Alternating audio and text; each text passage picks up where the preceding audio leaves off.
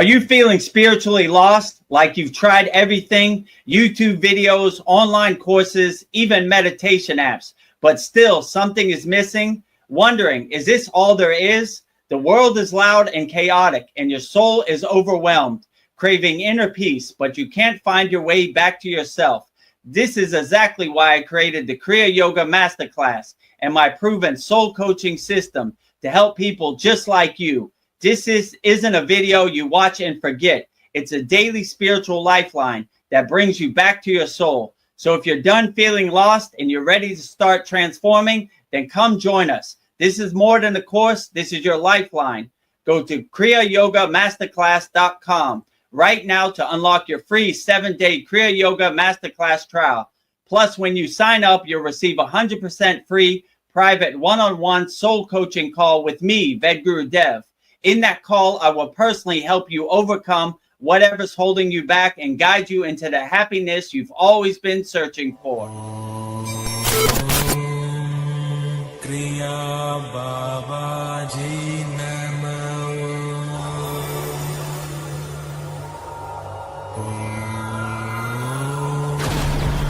Kriya Babaji Namo.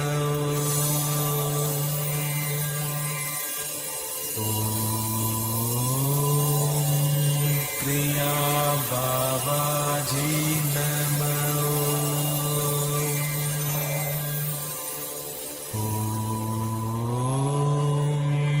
Kriya Babaji Namo. Kriya Babaji Namo.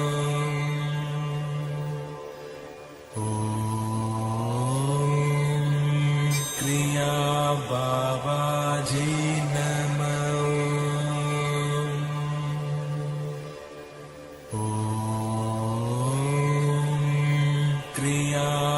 Babaji Namo.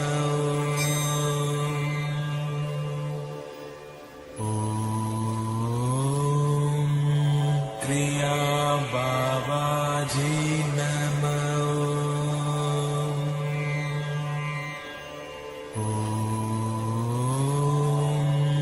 Kriya Babaji Namo.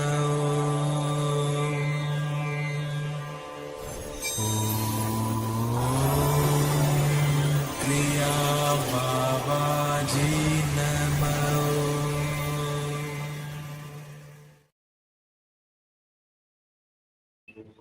Welcome to our July 6th Vedagurudev Soul Talks live from a Thailand beach. As you can see the palm trees behind us.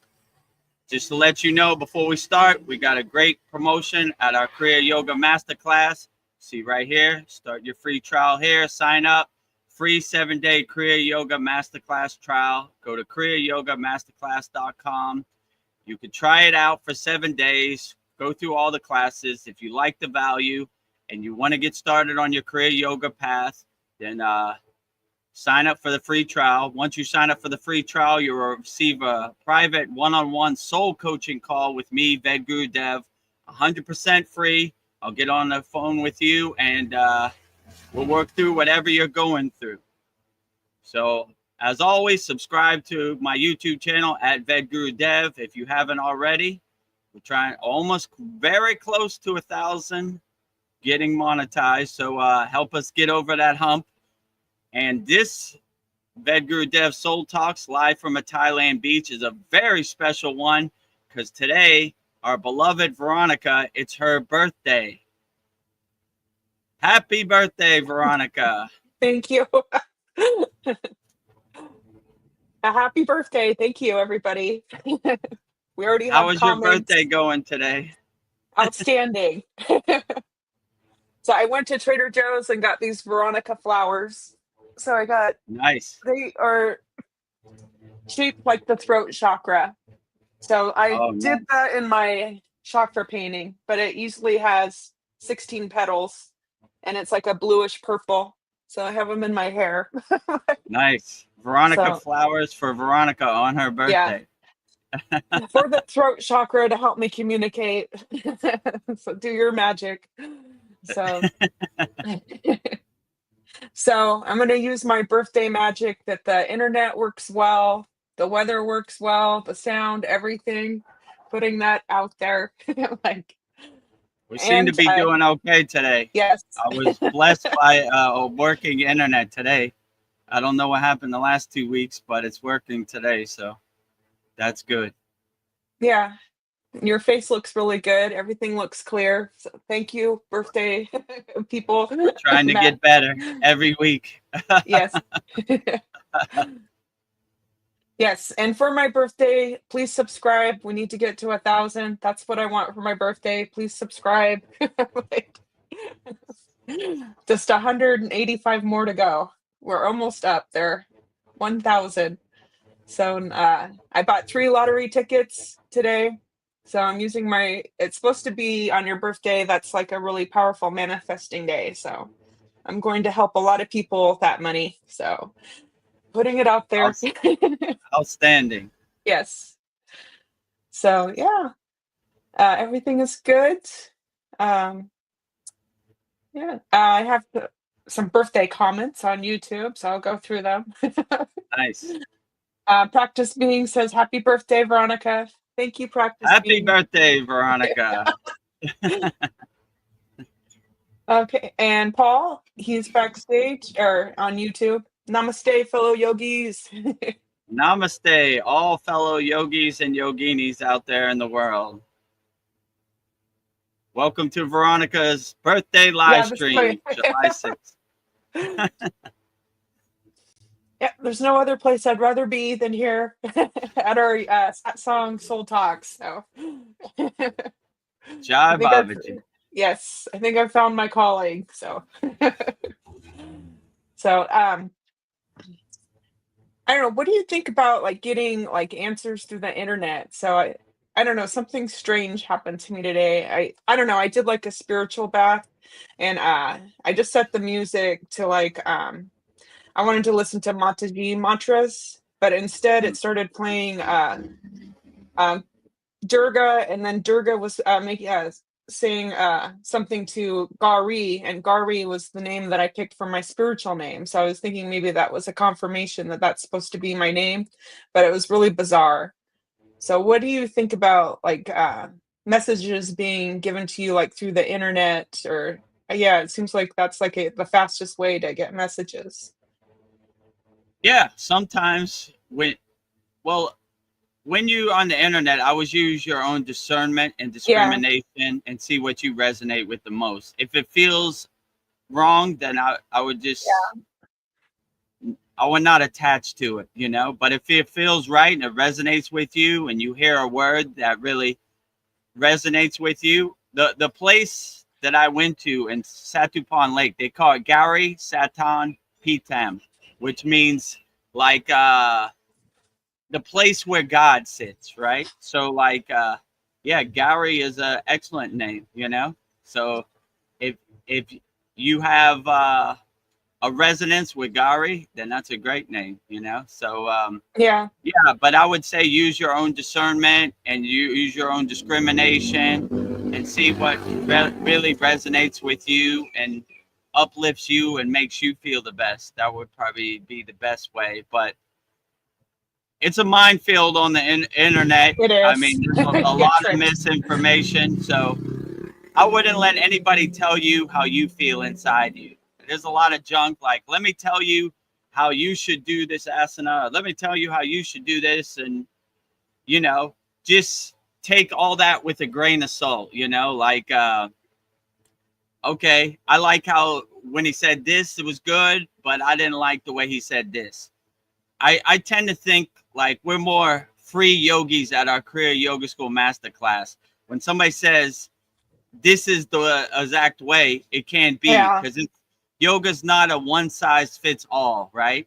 You have a different constitution than I have, and Practice Being has a different constitution than me, and it's different yogis resonate with different things. So when they say this is the exact way you have to do it, maybe for them it is, but it can't be that way for everybody. So I would just take what you see on the internet with a grain of salt because you know, there's a lot of misinformation out there. I mean, the main reason I started the Kriya Yoga School because I just saw so much junk like Yeah.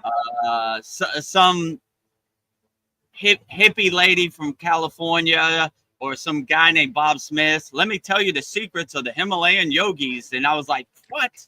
I never seen that in my whole life when I was in the Himalayan mountains. So you have to look at the internet like as a detached witness, because if you attach to it, you'll go down that rabbit hole, and that's what they want. Most of the stuff on the internet is like clickbait, like, oh, let me tell you a story about the Himalayan yogis. How would you know?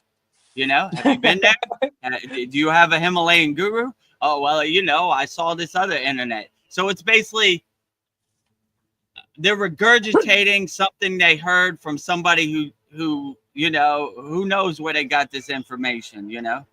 But if you want real Himalayan yogic knowledge, I've been there and I have millions of pictures to show with me and my guru. So yeah, so I would take it all with a grain of salt, you know.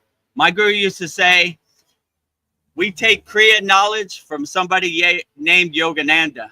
We don't take Kriya knowledge from somebody named Bob Smith, if you know what I'm saying. So if they were a real qualified, authentic yogi, they would have name diksha like me, Vedagurudev, right? So we always take that into consideration. If there is no Yogananda around, then why not learn from somebody named Bob Smith? But if you have a choice between Yogananda and Bob Smith, Yogananda all day, every day, right? Because he comes from a lineage, a parampara. He has name diksha. He's walked the path, you know. Most of these people are like AI, Frankensteining some techniques together, and, you know, they have no experience, you know, actually living it. So they're just trying to monetize something they heard on the internet. So Yeah. if you want to learn real authentic techniques, like I said, we have a free 7-day Kriya Yoga Masterclass trial. Go to KriyaYogaMasterclass.com, click the red button, and you'll be in. Try it out for 7 days. If you like it, let's continue the journey.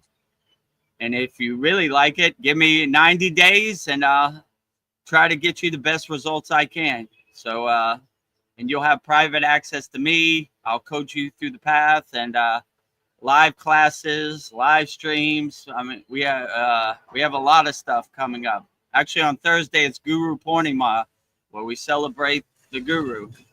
So if you want me to be your guru, sign up to our school, and I'll gladly guide you on the path. I'm not going to tell you to wash my car or buy me a Rolls Royce, but I'll guide you as best as I can. Best gift to yourself ever. Best gift to yourself ever. Yeah. Yes. And if it doesn't work, you're only out $150, you know. But if it does work, it might change your life forever. I know Kriya Yoga definitely changed my life forever. So I know what it's like to be in a pit of despair. Yeah. You know, attached to your ego self. So I'm not just saying words in the air. I've actually lived it. So if I could do it, anybody could do it. So give us a try. You got nothing to lose. Well, Sandy just joined us. She said, Namaste, Namaste. Beautiful light beams. Happy Sunday and happy birthday, Veronica. Thank you. Happy birthday, Veronica. Happy Sunday. I like how that sounds. Light beams. I aim to be a light beam. Yeah, when I go on the internet, I don't know, because of the things I watch, there's a lot of people that have like self-appointed themselves like spiritual leaders, and I'll just watch them for like a couple minutes. I'm like, you don't know what you're talking about. But I don't know, I don't know, as you like raise your awareness, you can already see like these people are making stuff up. It's like, that doesn't make any sense what you're saying. Goodbye. Like, yeah, you've been practicing Kriya Yoga for over 15 months. And now your awareness, your discernment, you kind of can filter out the noise. Like, you know what, nah, that don't make no sense. Like who would have their chakra on their hand? It don't make no sense. So when you see stuff like that, you be like, the chakra follows the Sushumna nadi and the spine. So, you know, what are you talking Yeah. about? Your chakras on your hand, or whatever they say, you know? Yeah. I mean, even some of the biggest gurus, sometimes I got to question it. Like Sadhguru, one of our members said he said if you do Nadi Sudi and you land on the right side, you'll go crazy. And I was like, what? Look, Let's test this I'll out. show you right now. Not crazy, you know? So you got to take some of this with a grain of salt. Like sometimes they ran out of stuff to talk about, so they just talk about anything. So yeah. So I would definitely, you know, take it with a grain of salt. Like you said, self-appointed yogis, self-appointed gurus, self-appointed masters are knowledgeable about what the Himalayan yogis are doing. Let me tell you a story about the Himalayan yogis. They did this and this and that. Like what? Yeah. I've never seen that in my life. You know, so like it's almost like watching a comedy show. Like you can't get attached to it or try to make sense of it. It's just like mind candy, like whatever. The problem is that a lot of these Himalayan yogis, they don't care about the internet. They don't even know what the internet is. So it opens the door for a lot of snake oil salesmen and charlatans out there to say, let me tell you a story about the yogis. Who's your guru? You know, when I was in India, I would meet somebody like on the spiritual path. The first question they would always ask me, who's your guru? Right? Second question, what is your name? If I said my name is Bob Smith, they'd be like, oh, get out of here. I can't talk to this guy. He doesn't come from a lineage. He doesn't come from para. He's just coming to the Himalayan mountains to steal our kriyas and techniques and take it back to wherever he came from and make some money. No thanks. Okay, have a nice day, you know? But if you say, my name is Vedagurudev, they know, like, that's not a name on my driver's license. They say, you have name diksha? Yes. Who gave you name diksha? My guru. Where's your guru? He's right there. Okay, come on in. Let's talk, you know? Yeah. So I find it highly unlikely that they would ever know, because none of these yogis would talk to you unless you're qualified. They would basically say, we only talk to people that could hear what we say, because they really protect their sacred lineage, their sacred kriyas that have been passed down from an oral tradition over thousands of years. So unless you're qualified, they ain't going to tell you anything, you know? So I would recommend, it'd be way cheaper to sign up to our Kriya Yoga School than fly to India and look in caves for a guru or look for the secrets of Kriya Yoga, because you're just going to waste thousands of dollars of your money, you know? They ain't going to tell you anything. Yes. But if you have a guru and you have come from a lineage and para, they'll open the door for you, right? They'll share their techniques and I'll share my techniques, and we'll just it'll be a love fest of sharing, right? Yes. That's the experience I had in the Himalayan mountains. Like we met Buddhists, even though they're not a part of our lineage, they're still our brothers. So they would show their Buddhist techniques, and I would show our techniques, and we would uplift each other. But you would have to pass that threshold first, right? Okay, tell me something. And they would listen to you talk. And when they hear you talk, like, okay, this is a self-realized person. This is an enlightened being. I can share with him. You know, they're on my frequency, so I can share what I know because they can hear my frequency, right? I can't share what I know because this is only for higher frequency ears, right? If you're on a lower frequency, you can't hear it, the radio signal that we're transmuting. And the Tibetan lamas, they call themselves yogis too, right? They've modified it a little bit, but they look at us as our brothers. So when I met Tibetan lamas, they called themselves yogis too. They were like, "You're yogis?" And they were like, "Yeah, of course, we're Kriya yogis." They said, "Our brothers, we're Himalayan were Tibetan yogis, right? So they call themselves yogis too. They had some interesting techniques where they would jump in the air and land on the floor, and I Yeah, was it's like, pretty "Whoa, intense. serious?" I don't know if you've seen it, but Yes, they had good energy, that's for sure. They were definitely enlightened beings, I would say. You know, definitely. But yeah, yeah. So they're definitely doing their inner work, and they definitely have these techniques to heat their body, like tumo, and these breathing techniques, which is similar to what we have, but same type of thing. When you're in the Himalayan mountains, there is no fire or I mean, there's fire at night, but you gotta self heat yourself up. So we do develop these techniques to heat our inner self, right? That's why you see these Himalayan yogis. They have snow all over them. They look like a snowman, but they're untouched because inside them, it's warm and cozy where they're at. So yeah, so I would the internet I would just take with a grain of salt. There's a lot of misinformation out there. So Yeah, if you want the real, join the Kriya Yoga School, KriyaYogaMasterclass.com.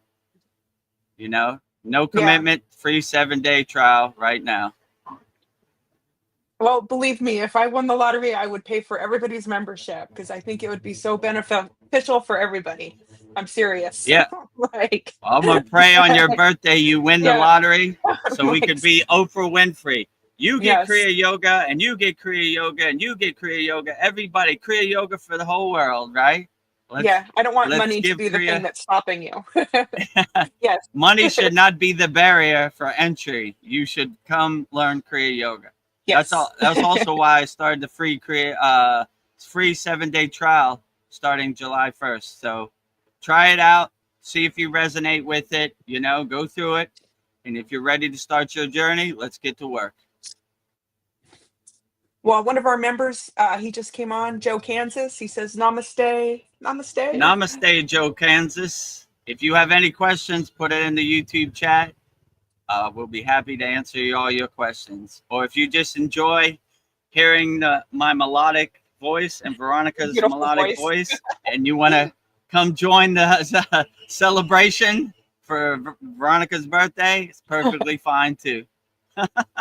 Thank you for joining our Veronica's birthday live stream. Thank you. I have an interesting question for you.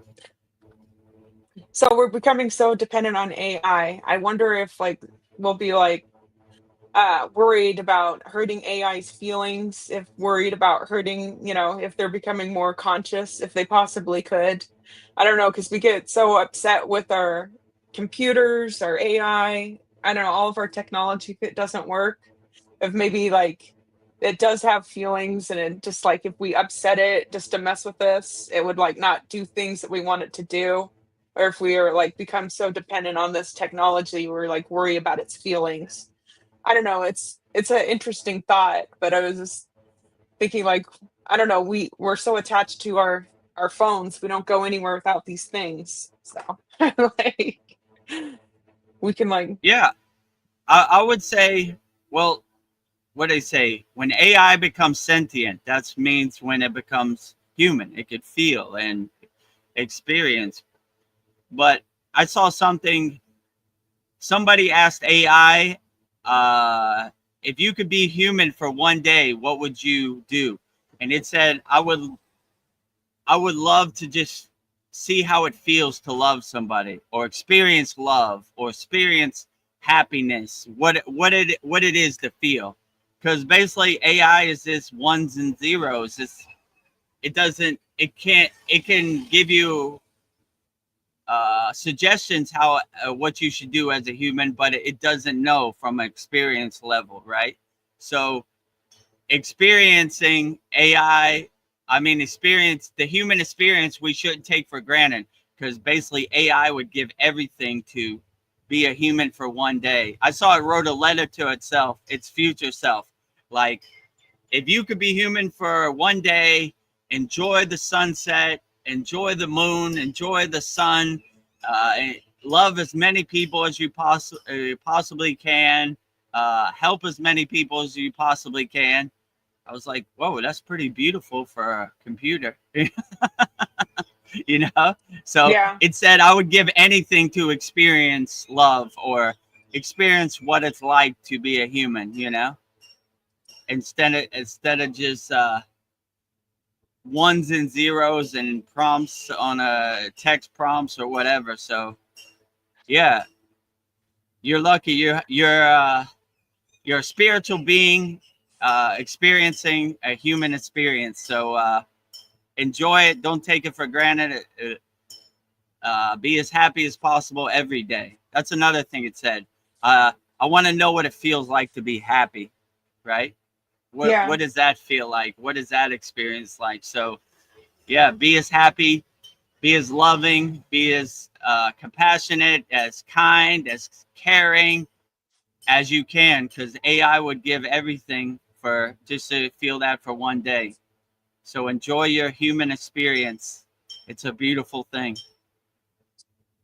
I was just thinking about Elon Musk. He wants to, make this thing. I figure what it is, interlink or something, and like attach it to our brains. So maybe computers could, AI could become human by attaching to us. It's kind of a scary thought, and then be able to feel through us.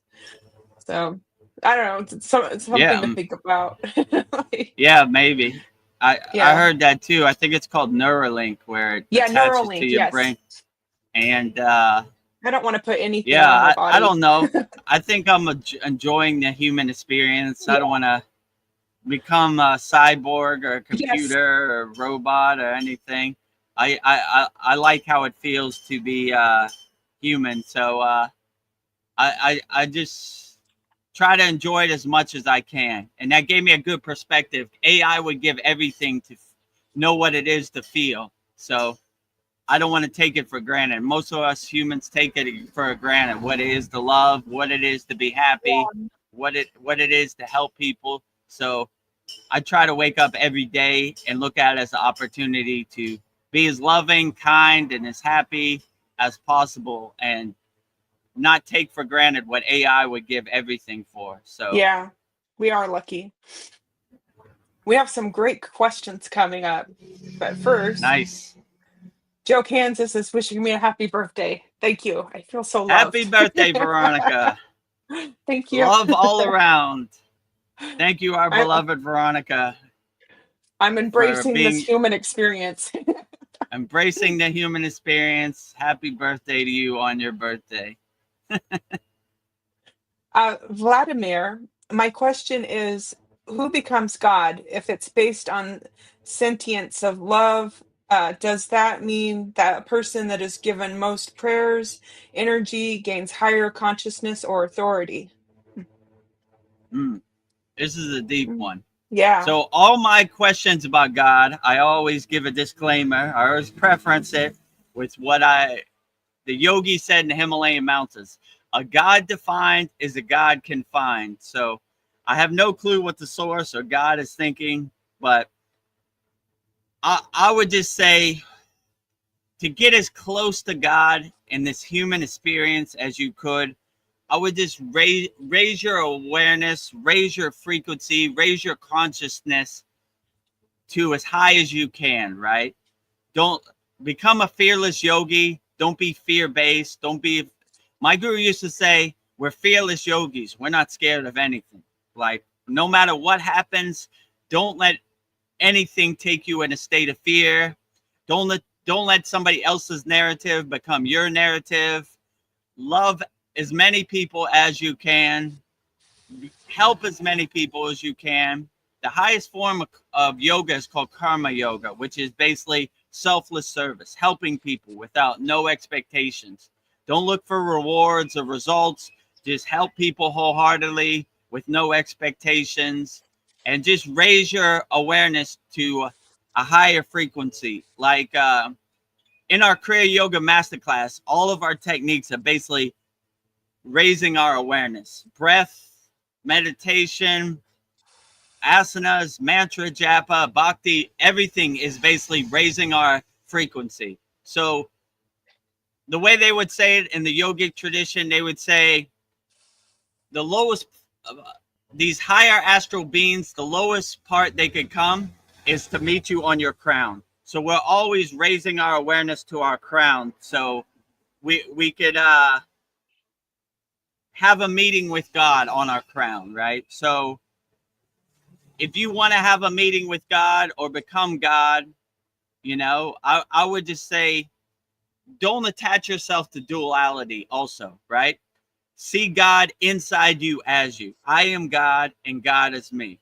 In Kriya Yoga, we believe in oneness, not duality. Like God is over there and I'm over here. That's duality. God is here and I am here. That is oneness. So see the reflection of God inside you as you, and that would probably be the quickest way to become God. I would just say, look at yourself as a mirror of God or like a spark of God. God is the sun. You are a spark of the sun, but you are still a piece of God.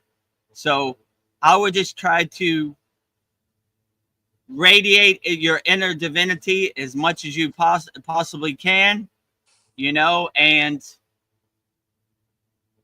do the techniques that resonate with you and uplift you the most. So if you need some techniques of how to become one with God, we have our Kriya Yoga Masterclass, free 7-day trial. Sign up and I'll try my best to get you aligned with God and get you a divine connection to God. But don't let anybody else tell you what God is. Find out for yourself, right? That is my mission. We don't need no middlemen. Let me tell you a story about God. Anybody's time somebody tells me that, like, no thanks. I have God's direct phone number. I meet God every day in meditation, and I try to integrate God into my daily life. So 24-hour God alignment. So Yeah.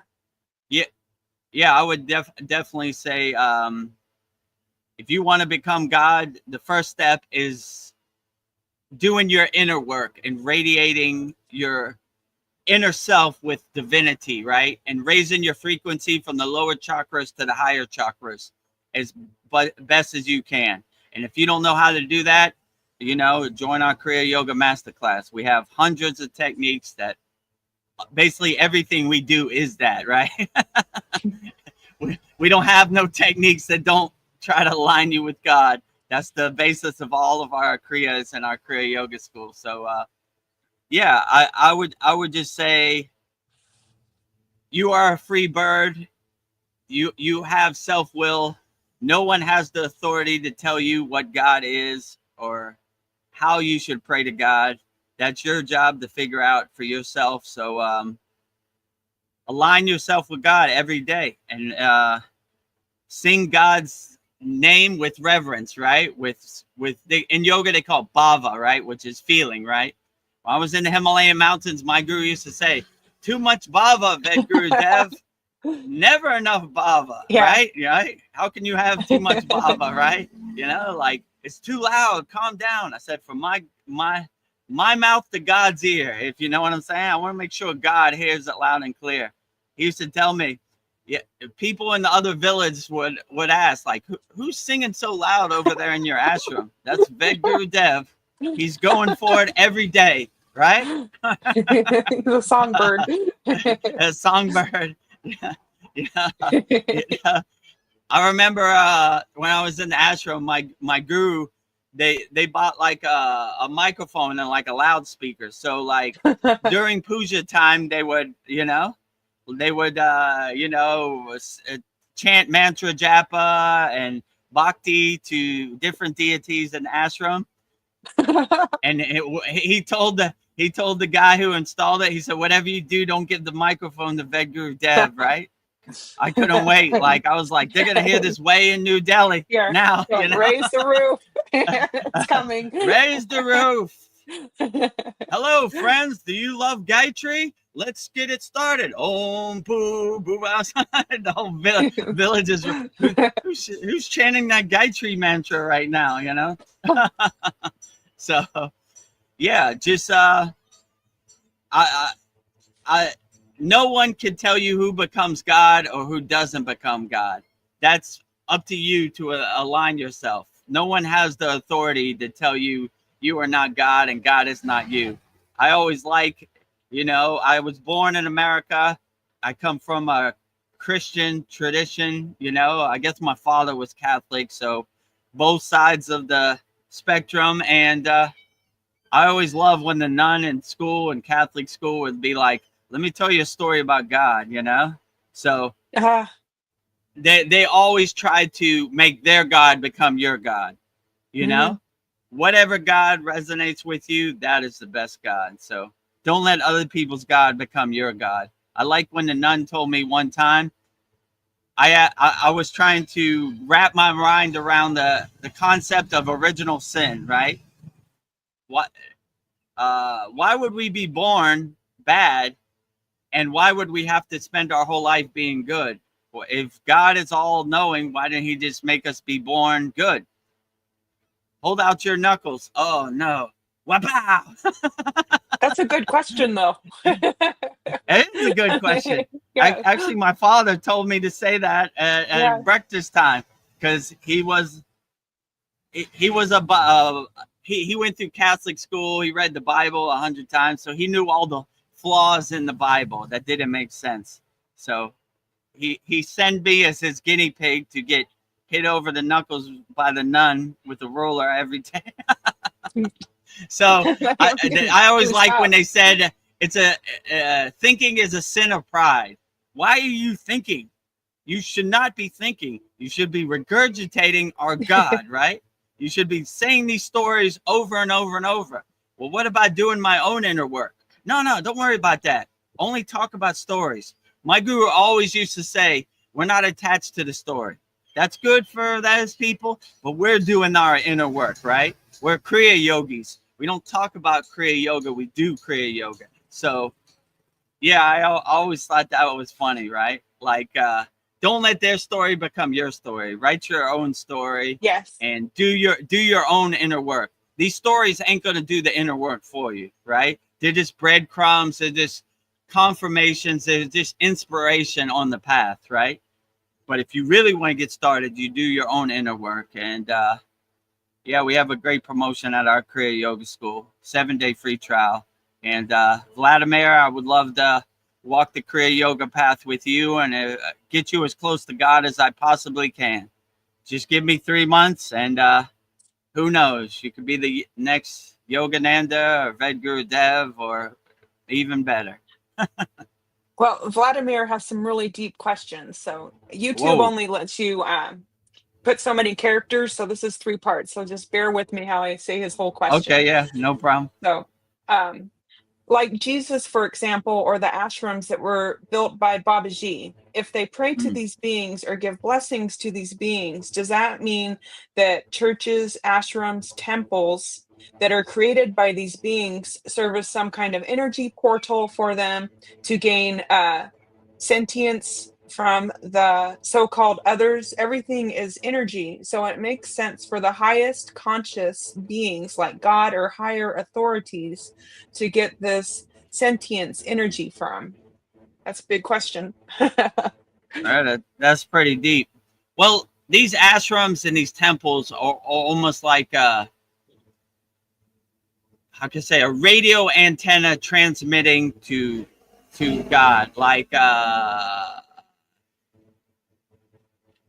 lot of people are so inspired by their inner divinity and the presence of God, they make these, right? So like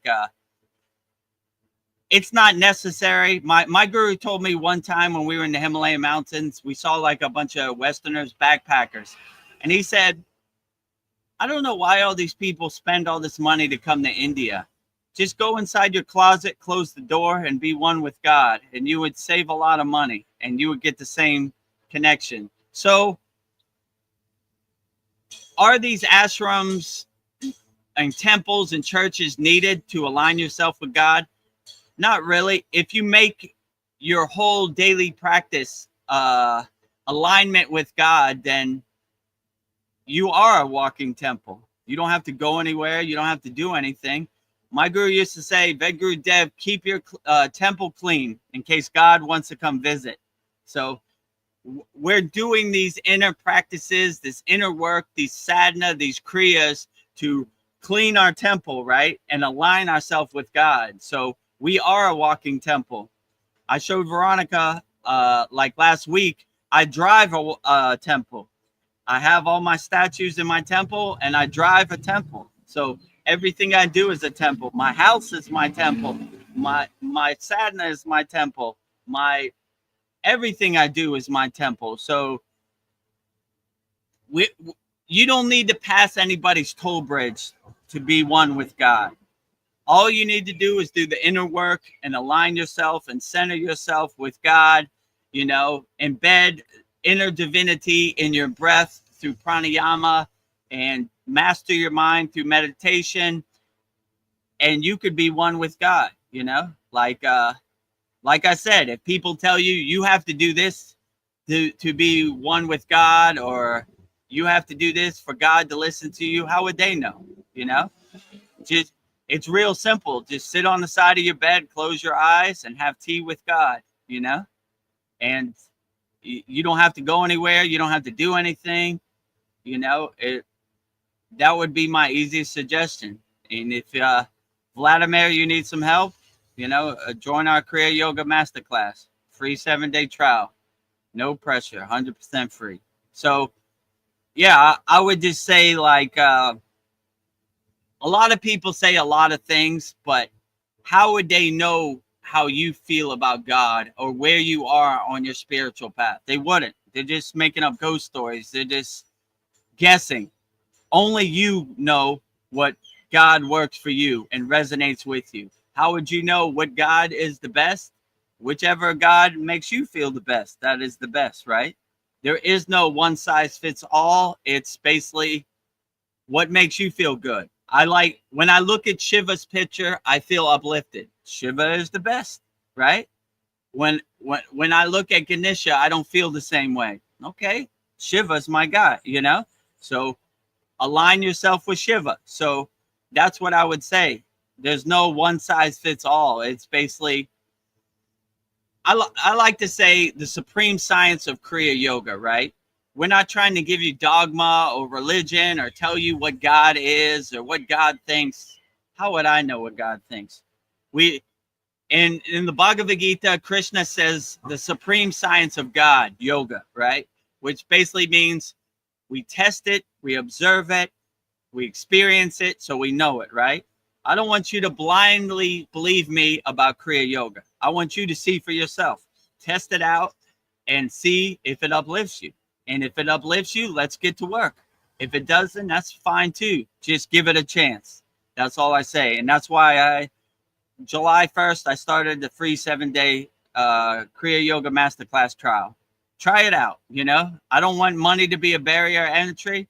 Let's just try it out. And if it works for you and you like what I say and you want to support me, then that'll be perfectly great. But just give it a chance. So, yeah, so I would just say do your own inner work and don't listen to anybody and see what works best for you and what techniques or what God resonates with you the best. That is the best God, in my opinion. I think you're muted, Veronica. I accidentally skipped Paul's question, so I'm going to go back Okay, up. all right. Sorry, No Paul. problem. Paul says, I like yogic philosophy like the yamas and niyamas. Have we ever discussed the enemies of the mind? I'd like you to talk about that. Things that hinder our spiritual growth. Great question. Yeah, so as you know, Paul's a member of our Kriya Yoga School Masterclass. A couple weeks ago, we went through the yamas and the niyamas, you know, basically the do's and don'ts of Patanjali from the Yoga Sutras, you know. So the enemies of the mind, I mean, all these lower frequencies are enemies of the mind. Vasanas, samskaras, karma, fear, Maya, delusion, blockages, resistance, obstacles, anger, jealousy, desires, guilt. Guilt's a big one.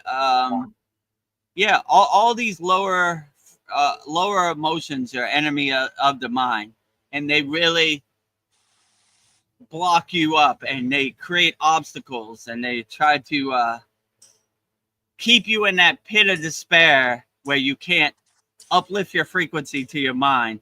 Like they say, these lower frequencies are in the lower three chakras, right?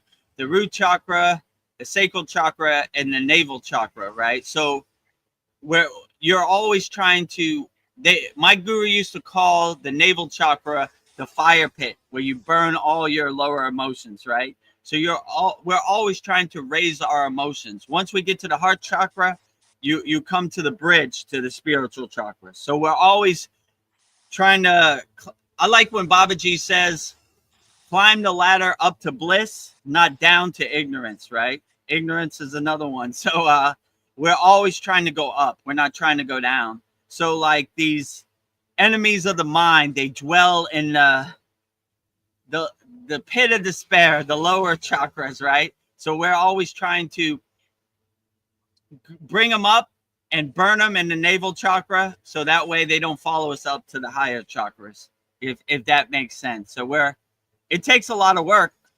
I know, because when I first started on the path of Kriya Yoga, my first 3 months was like a nightly war. When I went to sleep, that ego was waiting there at the door to fight me. When I went through daily life, it was there to fight me, so you just have to overcome it. Your ego doesn't want to die. It loves to eat the food that you give it, the things, your attachments, your distractions. So when you start dissolving the ego, it fights you. It definitely fought me for 3 months. And you just got to keep one foot in front of the other. I like when Patanjali says in the Yoga Sutras, the line to God is not a straight line, it's a zigzag, right? We all fall off. Don't beat yourself up about it. Don't be self-aware, and don't try to make sense of it. Just dust yourself off and keep walking. So yeah, I would just say do the inner work, and all these enemies of the mind, they'll fight you at first, but they'll eventually dissipate and dissolve, right? And you'll begin to become a detached witness and just laugh at the comedy show on the stage of life like it is. Like, here it comes, guilt again. Here comes Kramer through the door of Seinfeld. Jerry, or whatever, Right in through. He's coming through, right? He don't even need an invitation. So when you see it, you become more of a detached witness, more self-aware. Like, oh, there he is. I like when Krishna says in the Bhagavad Gita, your ego's always hiding behind that tree over there. It's always hiding around. Can I come in? No, stay outside. No. So so you begin. Once you have the awareness that there are enemies of the mind, you're more aware of it. Most people, 90% of the people in the world, they're just NPCs. They're not aware, So being aware is probably the greatest gift God can give you, because most people aren't aware. Once you're aware, then you see the Wizard of Oz. You see the pieces on the chessboard, a 3D chess. So when you're aware, you're like, that ego's back. Oh, here he comes. I see your game. I know your playbook. Not interested, Let me sell you some snake oil. No thanks, right? You want to buy the Brooklyn Bridge today? No, I don't. I don't believe anything you say, ego. You're a liar. No. Liars tell lies. So yeah, you begin to laugh at the enemies of the mind, these lower frequency emotions, once they attack, and they always try to attack as like jokers, like my shield is up, my fort is fortified. I can't be broken by you lower frequency emotions, you jokers, you little devils, right? Trying to get under my skin and dance around, Paul says thank you and happy birthday, Veronica. Thank you for the happy birthday wishes. Yeah, keep the birthday wishes coming. We got a lot of them today. Best birthday ever. Yes. Happy birthday, Veronica. Thank you. I have another question from Vladimir. He says, did you go through pain when the chakras were becoming active? Like your nervous system had to go through pain in order to handle the new energies?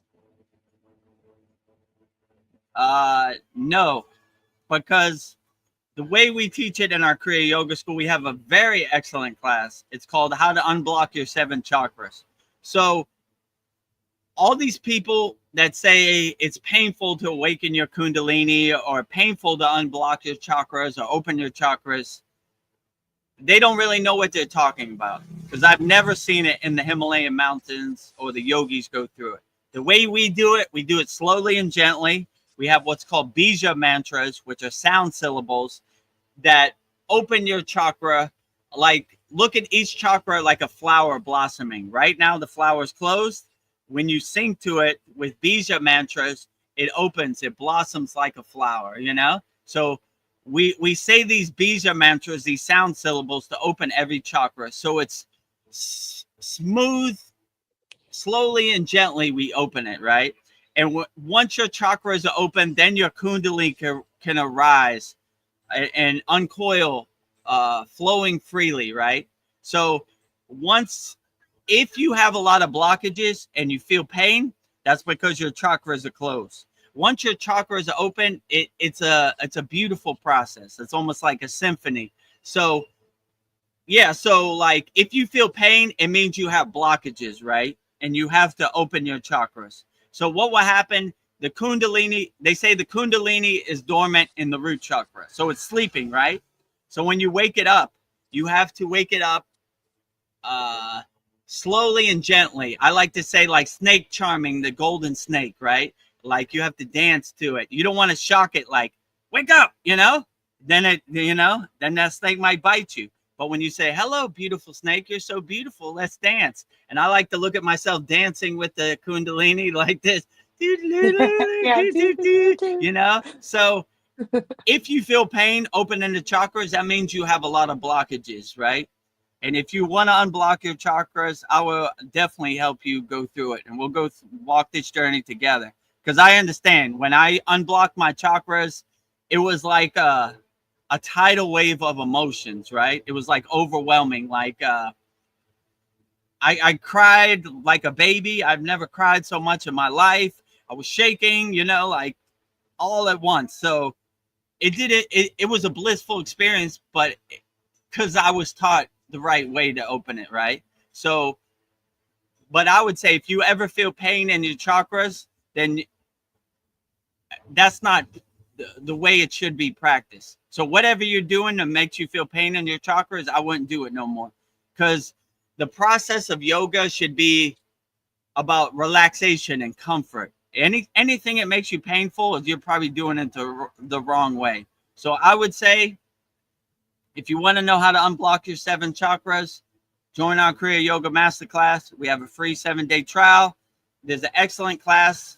If you join Vladimir, I'll send you the link, and it shows you how to unblock all 7 chakras. The Bija mantra for all 7 chakras.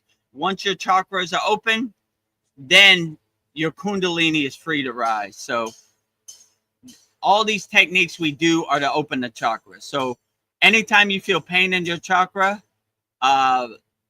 it's probably because you have blockages. And whatever chakra has the blockages, I would basically, like, you start from the root chakra, you go to sacral chakra, you go to navel chakra, you go to heart chakra, throat chakra. So anytime you feel pain, let's say you feel pain in the throat chakra, I would really lean into the Bija mantra till it opens and unblocks, right? Because anytime you're feeling pain, it's like a blockages in your chakra, and you want to let that flower open, right? If the flower is closed, it's probably painful, right? You need to sing to that flower and let it blossom and tell that flower how beautiful it is, or energy a wheel, or however you look at your chakra. So yeah, I would definitely say, I don't know why you feel pain. Maybe you could elaborate about it in the chakras, but I would definitely say it's coming from a blockages. Because when I first started on the path of Kriya Yoga, I had something similar, and it was because I was blocked, So unblock your chakras, let your flower blossom and shine as bright as possible. So anytime you're feeling pain, depending which chakra it is, I would just lean into the bija mantra and do it as long as it takes till that pain dissipates and that block is dissolved. So yeah, that would probably be my best advice. And yeah, if you need any assistance on the chakras or anything, then join our Kriya Yoga School.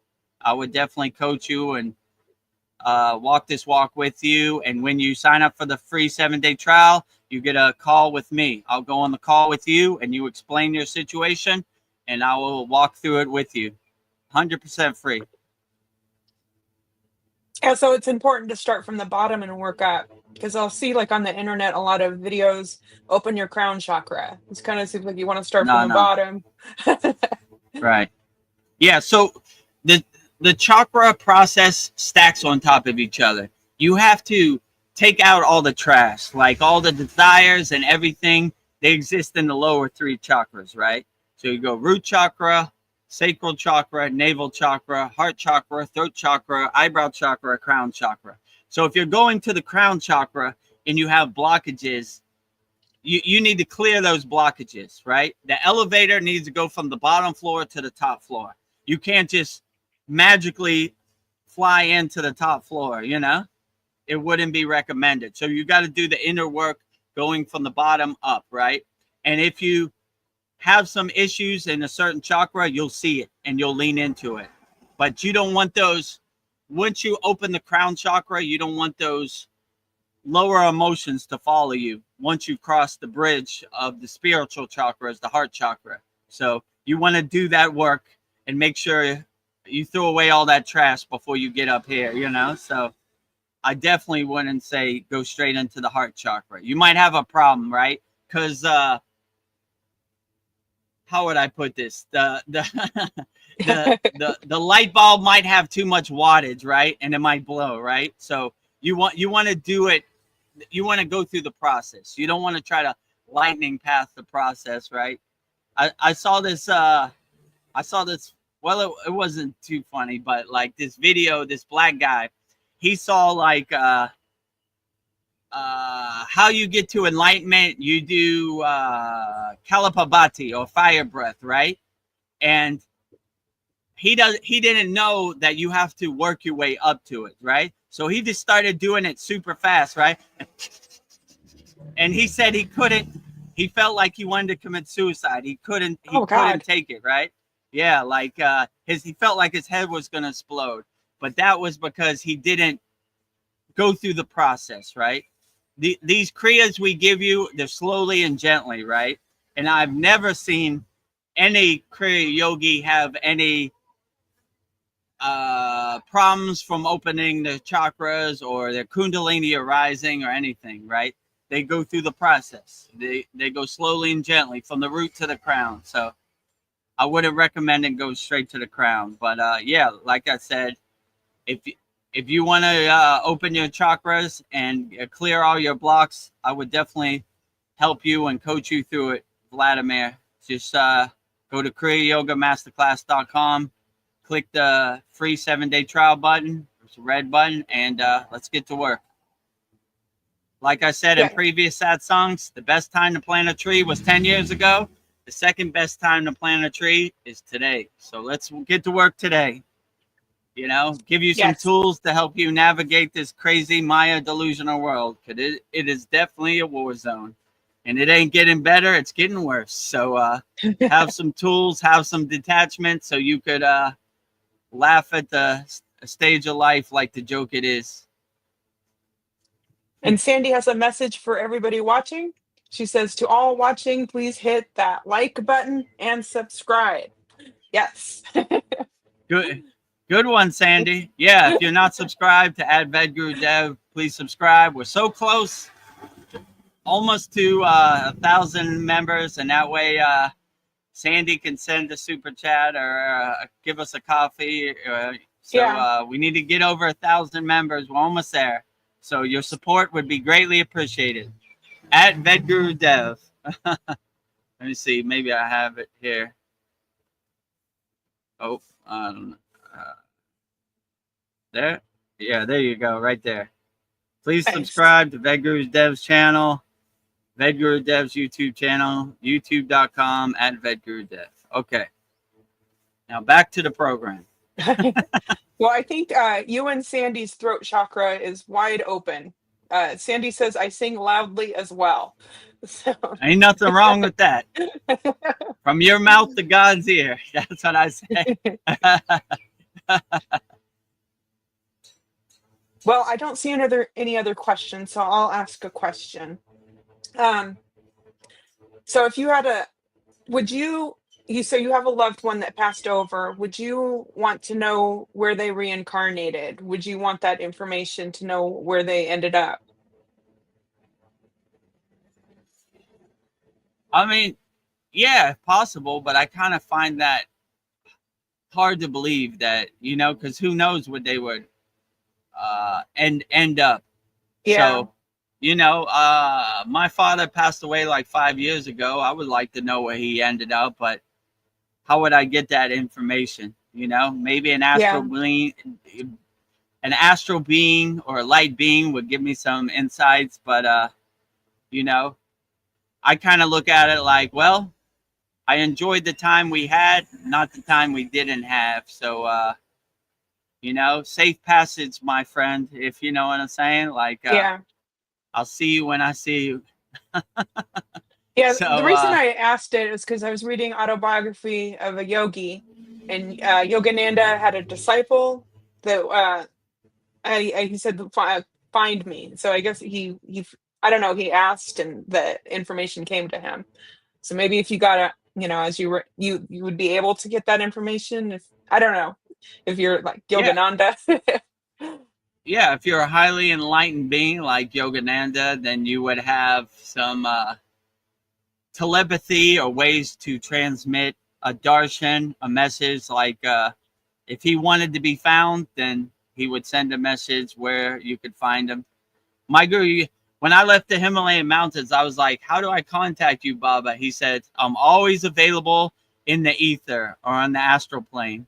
So if you want to come meet me there, No need for phone calls or emails. Yes. We're in the astral plane. So if you can connect yourself to the astral plane or the Akashic records or whatever you want to call it, then maybe you'll find the audience that you want. So or maybe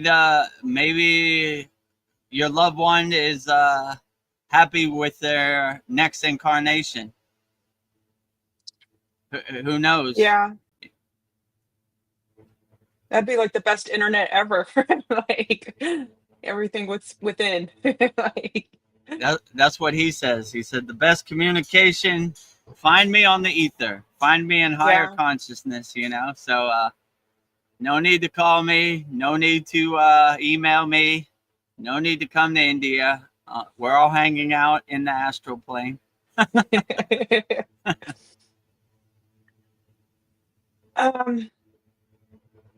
don't know. I was thinking like if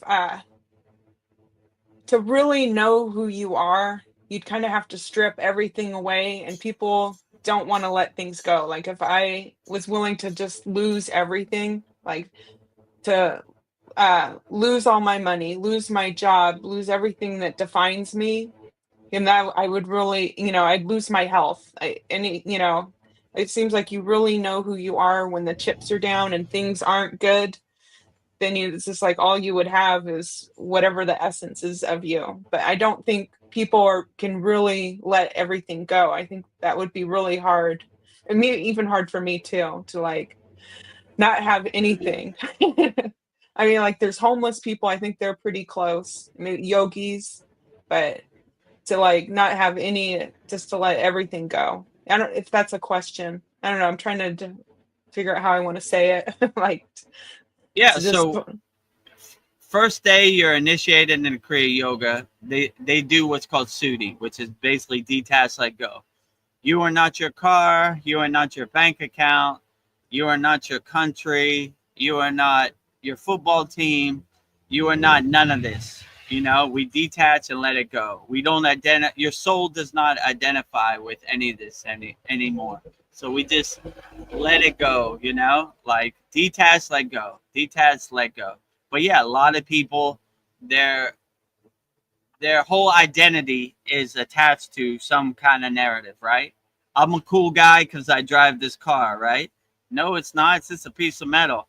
I'm a cool guy because I got all these zeros in my bank account. No, it's not. It's just a bunch of digital numbers, you know, on your ATM card. You know, I am my football team, you know. You don't play Yeah. on the football team. You're not on the field, you know. I am my basketball team, you know. Like, when did you shoot? When were you on the floor and made a shot, you know? So you start to create distance and become like a detached witness, you know. The yogis say this all the time, not this body, not this mind, right? They don't even identify with their own body, right? They look at it as like changing clothes. So yeah, most of these yogis, they have what's called, they're called sannyasis, which means renunciates. So they don't have anything, and that's a part of their detachment, a part of their renunciation. Like, I don't want any of this. Like, none of this serves me. uh, I'm doing my inner work.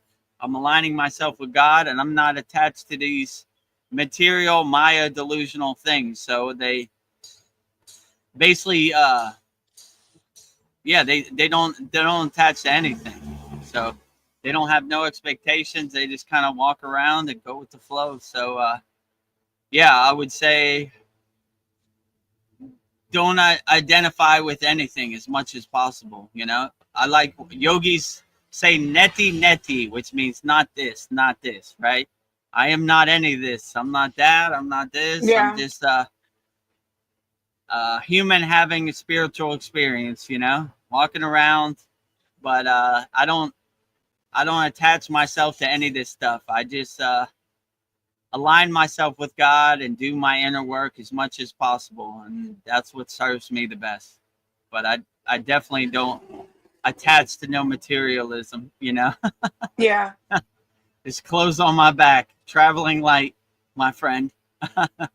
Yeah, I think like if you're really able to detach or not have any attachments, you really are free. You you don't need anything. I don't know, that's how you're controlled by Yeah, attachments. yeah, definitely. These Yeah. yogis are free birds for sure. They call it moksha, which is liberation, right? They're liberated, right? They're free birds. They don't have no electricity. Sun comes up, they wake up. Sun goes down, they go to sleep, right? No need for electricity. They get their water from the waterfall in the Himalayan mountains. You know, most of the food is donated, so they don't have to worry about food. They don't really worry about anything. Just the Yeah. clothes on their back, and it's a really liberating experience. And they can do their inner work and their sadhana as much as possible without any distractions. They don't have to worry about anything. Their whole day is filled sun up to sundown with doing their sadhana, doing their inner work and their Kriya Yoga practices, and enjoying life as much as possible. Um, Let me see, can we go to what questions we have? Sandy says, I've connected to hundreds of people, loved ones across the veil, and they've never Mm, told me they've reincarnated. Rather, they appear how they were here, but also in pure high vibe and love frequency. mm. That's interesting. Yeah. Yeah. Well, I would. Sandy would have way more knowledge about this than me. Yeah. If she said they never reincarnated, they could also be like more of a light projection or like a guide to help you, right? Because in my perception,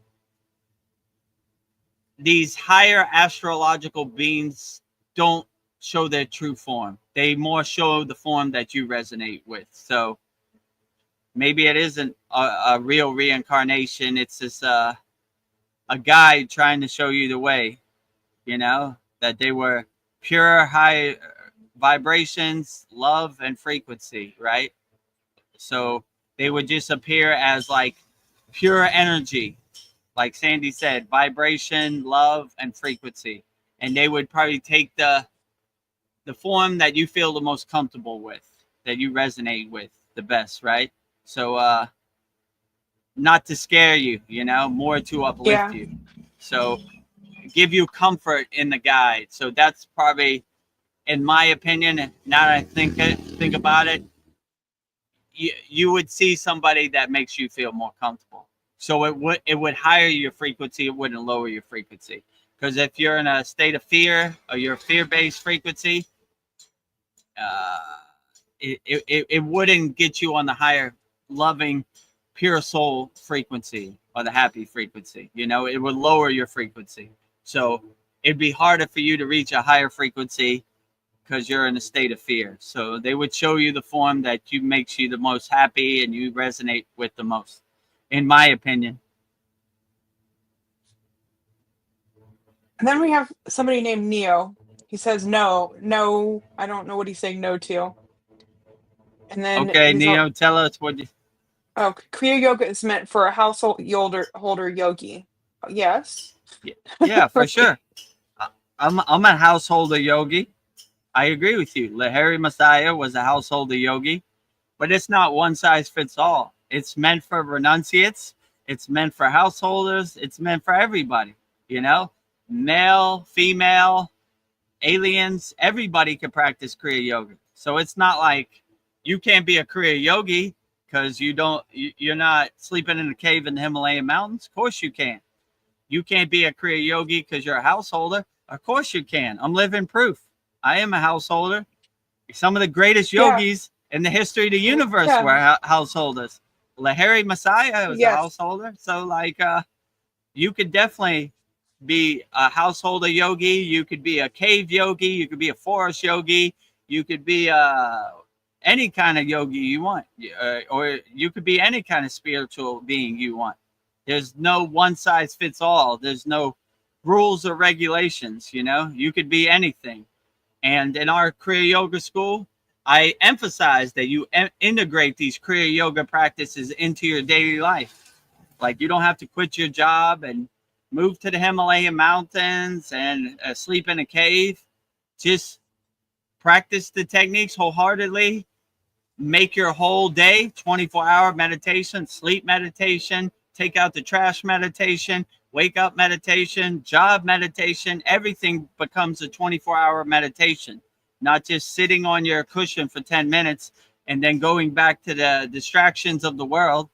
You should integrate your whole day as a mindful meditative experience. So Kriya Yoga is for everybody. Householders, cave yogis, people that work normal jobs. Kriya Yoga is for everybody. So, there's no one size fits all. Like you can't be a Kriya Yogi because you work at Walmart. Of course you can. Integrate your Kriya Yoga techniques. And if you don't know what techniques to do, sign up for a free 7-day trial, Kriya Yoga Masterclass, and we'll get you some techniques to integrate into your daily life. So Kriya Yoga is for everybody. It's not just meant for householders. It's meant for yogis in a cave. It doesn't make you less of a yogi that you work a job. As long as you do the inner work, you could do anything, and you will have the right discernment and discrimination to detach in any situation, no matter what the world or the crazy Maya delusional world throws at you. So Kriya Yoga to the whole world, my friend. Yes. Anybody can practice Kriya Yoga. And then we have somebody named Conquest Earth Channel. First he says hi. Hello, Conquest Earth Channel. Then he says no. I don't know what he's saying no to. Okay, he says no to? I disagree. Yes. Okay, explain. Yeah. Let me hear your point. I definitely disagree. Okay. Goodbye. I don't know what he disagrees with. Okay. Yeah. Conquest Earth Channel. I disagree. Goodbye. Well, okay. Conquest Everybody's Earth. entitled to their opinion. I would just like to know what it is. Yeah, it's okay, you know? Vladimir, would you say that Kriya Yoga is basically a technology for conscious surrender? Why should we use Kriya Yoga to physically surrender the body when God is inside in your mind? Mm. Okay. Yeah, so I would say Kriya Yoga is this, as Krishna would say in the Bhagavad Gita, the supreme science of God, yoga, right? Or like Sri Yukteswar, Yogananda's guru, wrote a book, The Holy Science. So instead of saying it's like a religion or a dogma, which it really isn't, we say it's more of a science, or like you said, like a technology, right? We test the technology, we observe the technology, we experience the technology, so we know the technology works, right? So I don't want you to blindly surrender or believe me just because I said some words on the internet. I want you to test it for yourself and see if it works for you, you know? Maybe it doesn't work for you. Maybe it does, you know? So it's not, I'd rather you experience it so you could tell me Kriya Yoga works than for me to just blindly tell you, like, yeah, Kriya Yoga works, you know, you should do it. So when you surrender, it's not like surrender like you think, like you just give up everything. You're basically kind of getting out of your own way and aligning yourself with God, you know? So it's easier the flow of your inner divinity and you're realizing your true potential. Like my guru used to say, go down to your basement, Vedagurudev, which he was talking about my mind, and open up all the windows, sweep out all the dust, throw away all the boxes that are blocking you to God. But you're right. God is inside you as you. All I'm doing is giving you the tools for you to realize it, to unlock it. You know, all the tools you have are inside you as you. All you have to do is find out what tools work best for you and uplift you and cultivate those tools. But I can't magically enlighten you with my magic wand, like ding, you know, you're now enlightened, you know, and all the tools you need are inside you as you. So you are God inside you as you. All we do is clear out all the boxes, throw away all the trash that are blocking your doorway to God. So that's basically what we do in Kriya Yoga. We align you and center you with God as best as we can. So you don't have to physically surrender. You just have to do the inner work, and God is inside you as you. So we try to give you hundreds of techniques because not one technique doesn't work for everybody, right? So we try to give you as much as techniques as we can, and you decide which one works best for you. You integrate it in your daily life. You put it in your pocket. You put it in your toolbox, and you cultivate that and enhance that. And basically, that's how you would unlock your inner potential, unlock self-realization, unlock higher consciousness, God inside you as you.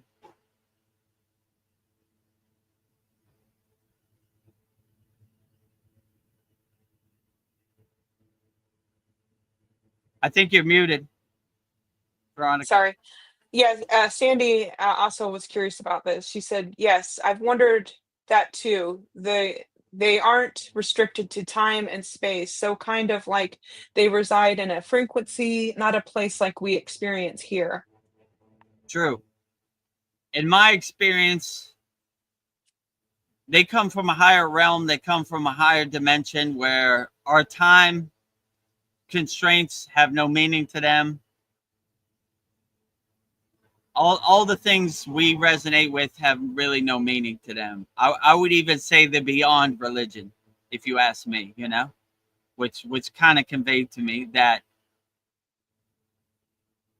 they live at a higher frequency where, how could I say this? They're not restricted to the rules of our 3D physical earth don't apply to them, you know?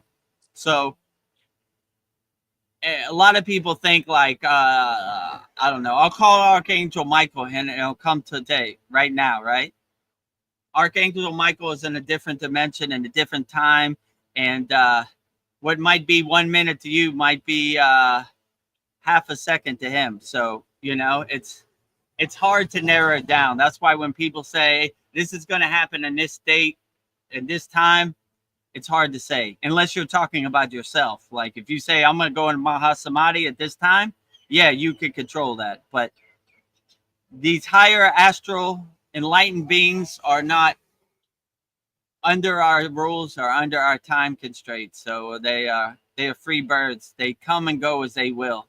They don't come on demand. So they are not restricted to our time frequency. They are in a higher dimension.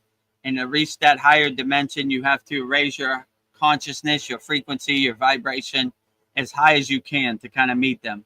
Like I say, my guru used to say the lowest enlightened beings could come is to the crown chakra. So that's why we're trying to raise our awareness, our frequency up to our crown chakra, so we can have a meeting with whatever deity we're calling or darshan, with whatever astral being on our crown chakra.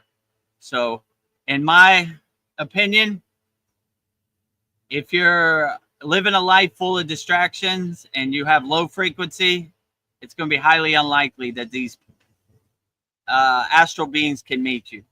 You're far away from them, right? If you're raising your awareness and you have, your kundalini open, your higher consciousness open, you're unblocked, you might be a nice radio antenna for astrological divine beings. And my guru used to say, always leave your door open to God, always close your door to the ego, right? So we're always having the radio signal open, right? So whenever the time constraint or whenever the darshan is needed, our radio signal is open. Our phone lines are open for business.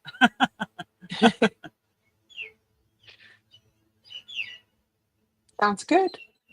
I have no more questions on YouTube.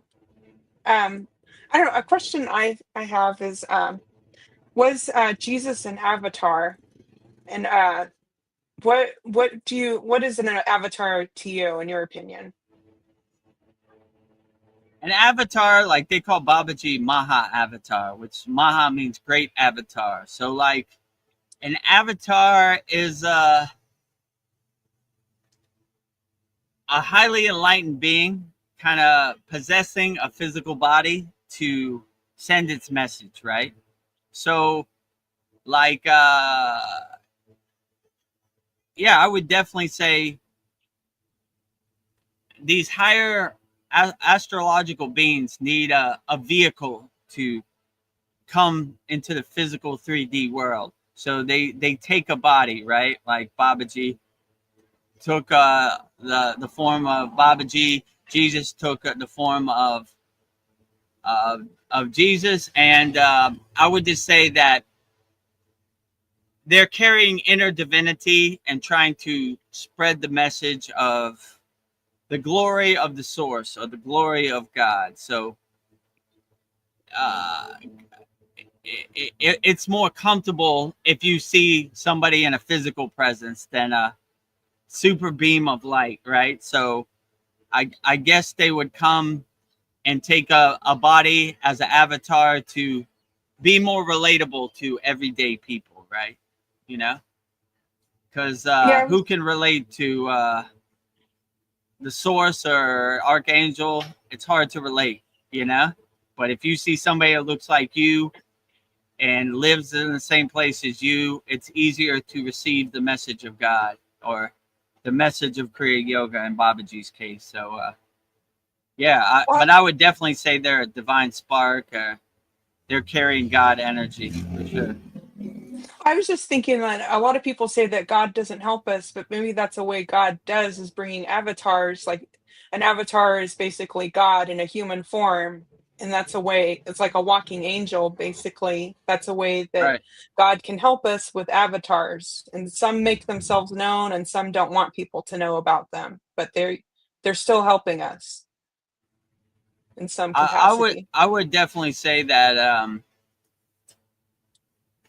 God or these higher astrological beings, or light beings, enlightened, realized masters, enlightened beings, they really can't interfere, in my opinion, right? So they just can guide from afar, right? So this would be a way they would kind of guide from afar, or deliver God's true mail, so yeah, I would definitely say that they're good pointers. They're good. They give you good blueprints and good breadcrumbs to how could I say, guide you on the path. But they really can't interfere, because you're not going to learn anything. You're not going to have spiritual growth if they do everything for you. So it's up to you to do the inner work. They just kind of guide you along the path, like guiding from afar, let's say, right? But Yeah, they can't do everything for you. You just have to do the inner work. But but they will give you a darshan if you're open to it. avatars, they do reincarnate into a body, so they are kind kind of taking part of this world, but not. I don't know. I don't know. The reason I'm asking is because Vladimir has a question for you. Yeah, go What do you ahead. mean when you say you're not from this world? Say it in your own words. Why you think that is so?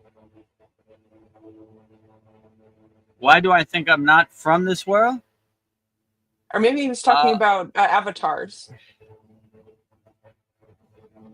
yeah, well, when you're a light being, you need a vehicle to come to the 3D world, right? So that's why these yogis say, I'm not attached to this physical meat suit or this car that's driving around my soul. So they're basically, my guru used to tell me, when he told me to come from the Himalayan mountains back to the world, he said, you need to help people, but Oh, be in the world, but not of the world, right? So they're the same thing. They're in our world, but they're not of the world. And they have a better perspective. Like, I'm not attached to any of this. I'm just trying to deliver the message, but uh, I'm not, my soul will ascend, basically. This isn't the end all be all, this physical body. yeah, he's saying that the questions to you, Vedagurudev. You you didn't say you're not from this world, did you? Like, Yeah. Yeah. My question, I, I'm in this world, but not of this world. Let's say, right? Like, I have kind of a detached perspective, right? I always say Babaji is driving my car. I'm just witnessing it, right? So this physical meat suit, this space suit, is just driving my soul around, but I'm not even attached to that. Like I said, the yogis say neti neti, not this, not this. Like, I am not this body. I am not this mind. Like, my energy will transcend to where, who knows, right? But right now I'm in this world, so I'm trying to do the best I can. So I'm not trying to go to another planet or go anywhere else. I'm just trying to be on earth and do my inner work, help as many people as possible.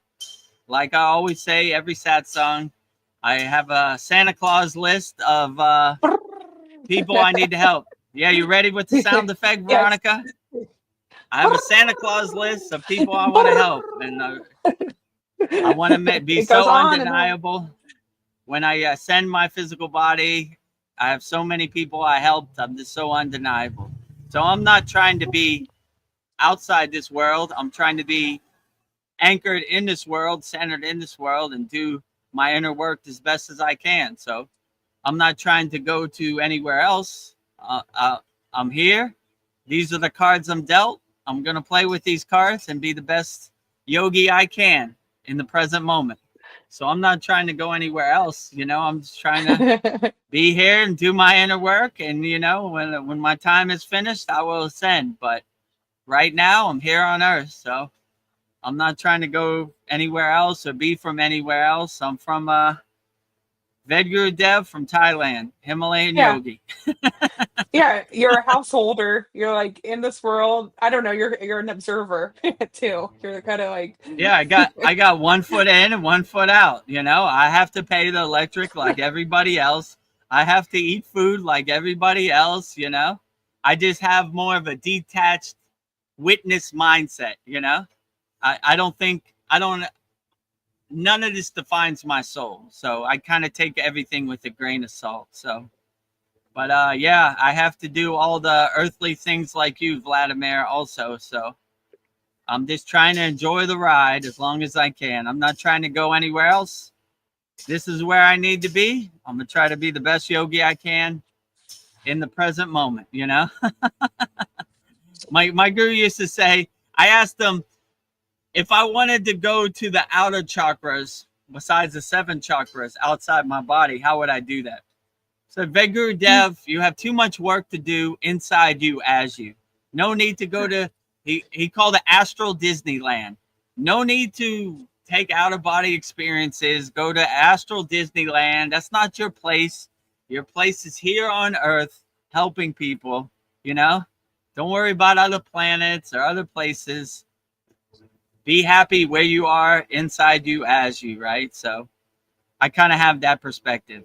I'm right where I should be, and not trying to go anywhere else. I'm trying to help as many people as possible and anchored in the present moment, right? My guru used to say, the future is imagination, the past is memory. We stay anchored in the present moment.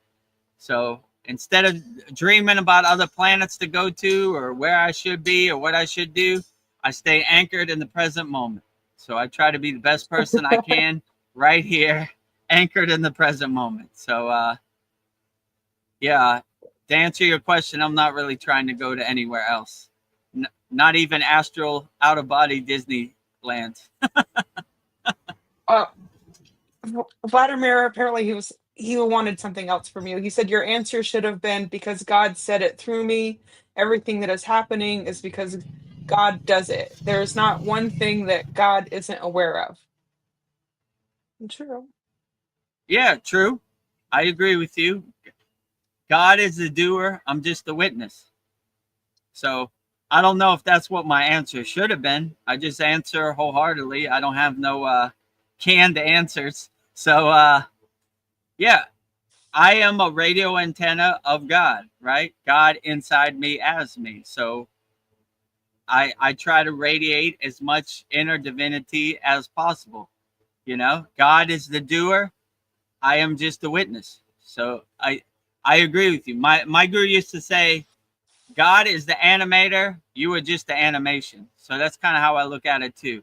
I take no credit for this. All the glory to God. God is the greatest of all time. He's doing all the heavy lifting. I'm just delivering some mail on the live stream. God is doing the best job out of all. So God is doing it through me. Yeah, correct. And but I don't know if there's any real answer that I should have said, right? I just say whatever comes off the top of my mind. Everything is happening because God does it. Yeah, we are a divine spark, right? God is the sun. I am a spark of the sun. God is the ocean. I am a drop in the ocean. So all the glory of God. God does everything. God is the doer. I'm just the witness, God is the animator. I am the animation. I take no credit for it. God is doing all the heavy lifting. So all the glory to God, whichever God you pray to, whatever name you call God, he is doing the best job out of them all. So when I pray to God, I thank God for the great job he does because he is doing the best job out of anybody. So Vladimir, so hold on. Vladimir was says your answer was too long, like you're doubting. That's why I said it. And then Sandy says no canned answers here. Keep shining, Vedagurudev. So No canned answer. I don't have no doubt. I just say what comes from my heart. I don't even think about it. I just project whatever comes to me. Like the stream of consciousness hits my crown of my head, and that's what comes out. I have no canned answers. I have no script. I just say what comes out. Yeah. Maybe it It's just a resonates stream of with you consciousness. sometimes. Maybe it doesn't. But there are no right or wrong answers here. You know, I'm just trying to do the best I can. Do I have all the answers? No way, right? That's why I always preference any question about God. A God defined is a God confined. By no way I want to put God in a box. No way I know what the source of God is thinking. You know, I'm just trying to navigate my way around this crazy Maya delusional world like I'm in the dark, right? What's going on? I'm trying to figure it out just like you. So, you know, I take no credit. I have all the answers, or by no way I know exactly what God is thinking, or who could know that anyway. So Yeah. yeah, doing the best I can. You're doing great. So some of these answers are above my pay grade, right? God is beyond my comprehension. So Yeah, it's not like you were given a manual. Like, Ariana wants to yeah, know what is ascending, and then she says thank you. So maybe you answered it, but this was five yeah. minutes So ago. ascending is, I guess, when you come to your end of your physical incarnation or your physical body, your soul leaves your body and it ascends to where, I have no clue. But my guess, and it, from a yogic philosophy, they would say do the best you can with the tools you got right now in the present moment. So all the siddhas and all the yogis, they try to extend their life as long as possible so they could do so much work, and they could be so undeniable when they do ascend. They're undeniable, right? Me included, right? The reason I do this Kriya Yoga School and the reason I do these live streams to answer questions, because I want to help as many people as possible. Like, I'm going to have a Santa Claus list, and I'm going to throw it out. Sound effect, Veronica. Yeah, there you go. I'm going to have a 100,000,000, I don't know, billion names on my Santa Claus list. And if I extend and they say Babaji, whoever, Jesus, God, the source, whoever is there waiting at the door, said, Vedagurudev, how many people did you help? I said, I helped millions, right? And that's when I unscroll my whole list, and he says, whoa, okay, you're undeniable. Come on in. Good job. You know? So that's kind of how I look at it. So ascending is basically, in my perspective, being the best person you can, helping as much people as you can, loving as many people as you can, being as kind to as many people as you can, being compassionate to as many people as you can, with no expectation, no, not wanting rewards or results, just being a great person and doing the best you can in this human experience, being the best spiritual being you could be. And that's, in my opinion, the best way to ascend. So, and don't attach to any of these lower frequencies, because in my perception, when you ascend, you throw away the trash. Don't let none of this follow with you. Ascend in a happy, blissful, peaceful state, in a nice being state. Like a lot of these yogis, most of their songs are about ascending, right? Om Namah Shivaya, Trayambai, Yaja Mahe. It basically means the fruit is detaching from the branch, right? The branch is your body, the tree is your body, the fruit is your soul. So it's a beautiful thing for yogis to ascend their bodies. So they sing a lot of songs about this, taking the golden flight, right? Ascending, right? So Yeah. I look forward to the day I can ascend, but I got a lot of work to do here on earth. So I take it with a grain of salt. But give me the opportunity to help you and help everybody who's watching this live stream, so I can ascend in peace, right? How many Yes. people did you help? Millions, you know, as many as I could, right? So if you need some techniques, join our Kriya Yoga Masterclass, KriyaYogaMasterclass.com, free 7-day Kriya Yoga Masterclass trial. Once you sign up, you'll receive a private one-on-one soul coaching call. And we could talk about ascending. We could overcome whatever problems you're going through in the present moment, and get you the best results with Kriya Yoga as we can. 100% free. No money. No pressure. Sounds amazing. I have a Jai question. Babaji. Yeah, go ahead. Paul, he wants to know, how do you conserve your energy and why is it important? You gave the example of not blowing out the candles. Yeah, so you could serve your energy just by doing your daily pranayama breath work, right? You're collecting nourishment through the atmosphere, through the sun, through the wind, through the ocean, bodies of water. And yeah, you could serve your energy. So the example Paul's giving, my guru said, don't blow out candles. He saw me blow out a candle and he's like, why'd you do that? We don't blow out candles. We wave the candle off, right? So it's from a yogic perspective, all the pranayama breath work we do, we're collecting it. So if something happens, I don't know, you twist your ankle, or I don't know, you hurt your knee climbing the Himalayan mountains, you heal yourself.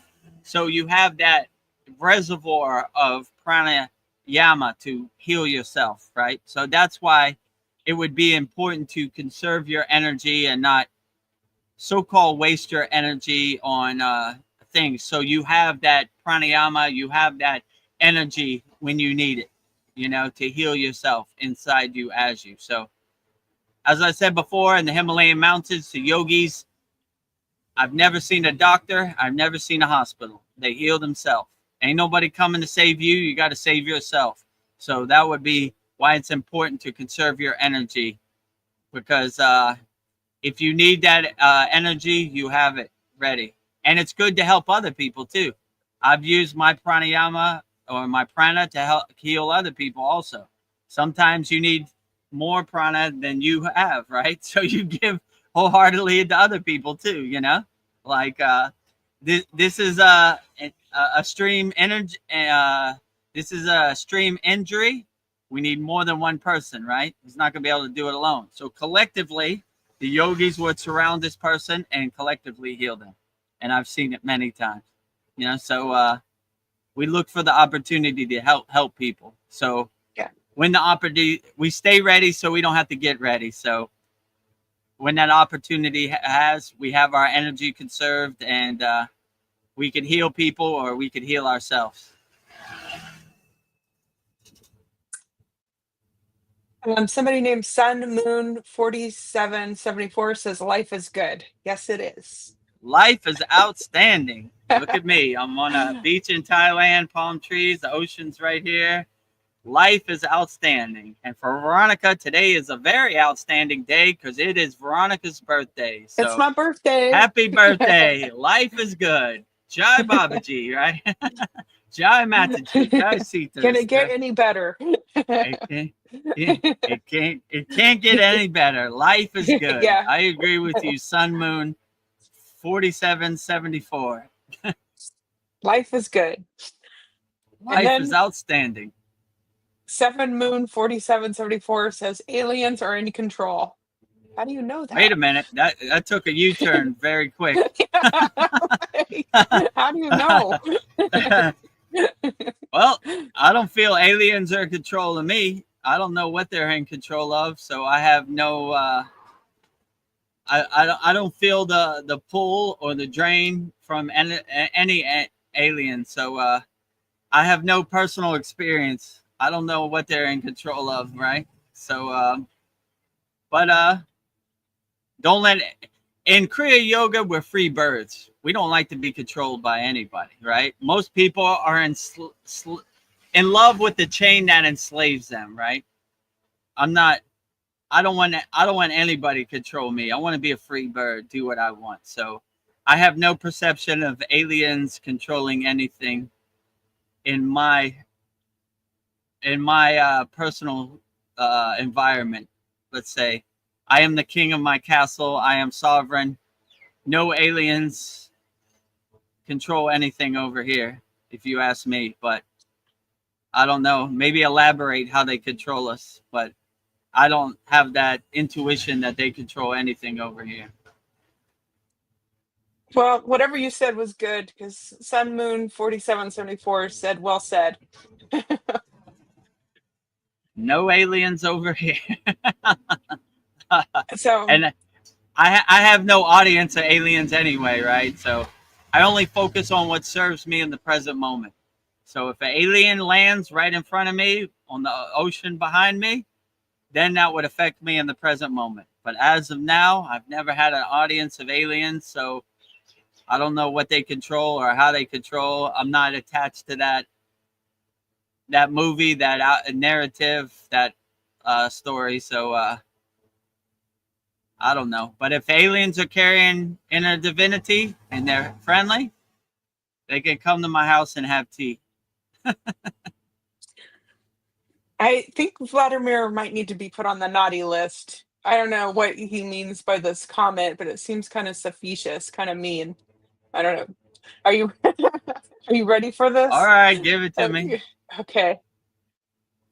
I want to tell you something private. God made a vagina out of my private part spiritually to show me how big my ego was a while ago. And then this reminded me of your selfless fire rituals and what you do for God. So he showed me as you as an inspiration. Ha ha. Oh, that's so funny. I don't get it. Whatever. Yeah. So, well, if God showed you that in my fire ritual, which is a good reminder, Vladimir, this Thursday, July 10th, Yes. is Guru Purnima. And that is the highest day to honor your guru. And we will also be doing our fire ritual, our yagna. So we burn away all of our Kriya Yoga School members' problems. So if you become a Kriya Yoga School member, we'll burn away your problems. Yeah. I'll give you my email and you email me and I burn it up and you see it no longer serves you. So if you have visions of things that you want burn up, we'll burn them up, So Yeah. yeah, no So problem, Whatever it is. When you're attached to the Maya delusional world, all these crazy thoughts, so it's almost like a horror movie come in your mind, right? But we have many techniques in our Kriya Yoga School. We'll burn it all away. Whatever yeah, you have, swaha. you see aliens, you see devils, you see people giving birth, we burn it away, right? No more horror Yes. movies. I right now in my state of awareness or my state of frequency, I can't watch horror movies. It's like me sticking a finger in a light Yeah. socket. Like, oh yeah, well yeah, can't do it, right? I vibrate on what's called a himsa, which is non-violence in Kriya Yoga. So I can't relate to horror movies or anything. But yeah, whatever you're going through, sign up to our Kriya Yoga member class, KriyaYogaMasterclass.com, free 7-day trial. You'll get a free one-on-one call with me. I'll go on video call with you. And whatever you see, we'll overcome it. You'll see it. I'll try to present it to you. We see it no longer serves you to be attached to these horror movies, and we'll overcome it. And if you feel like Kriya Yoga is a path for you, let's get started today. Yes.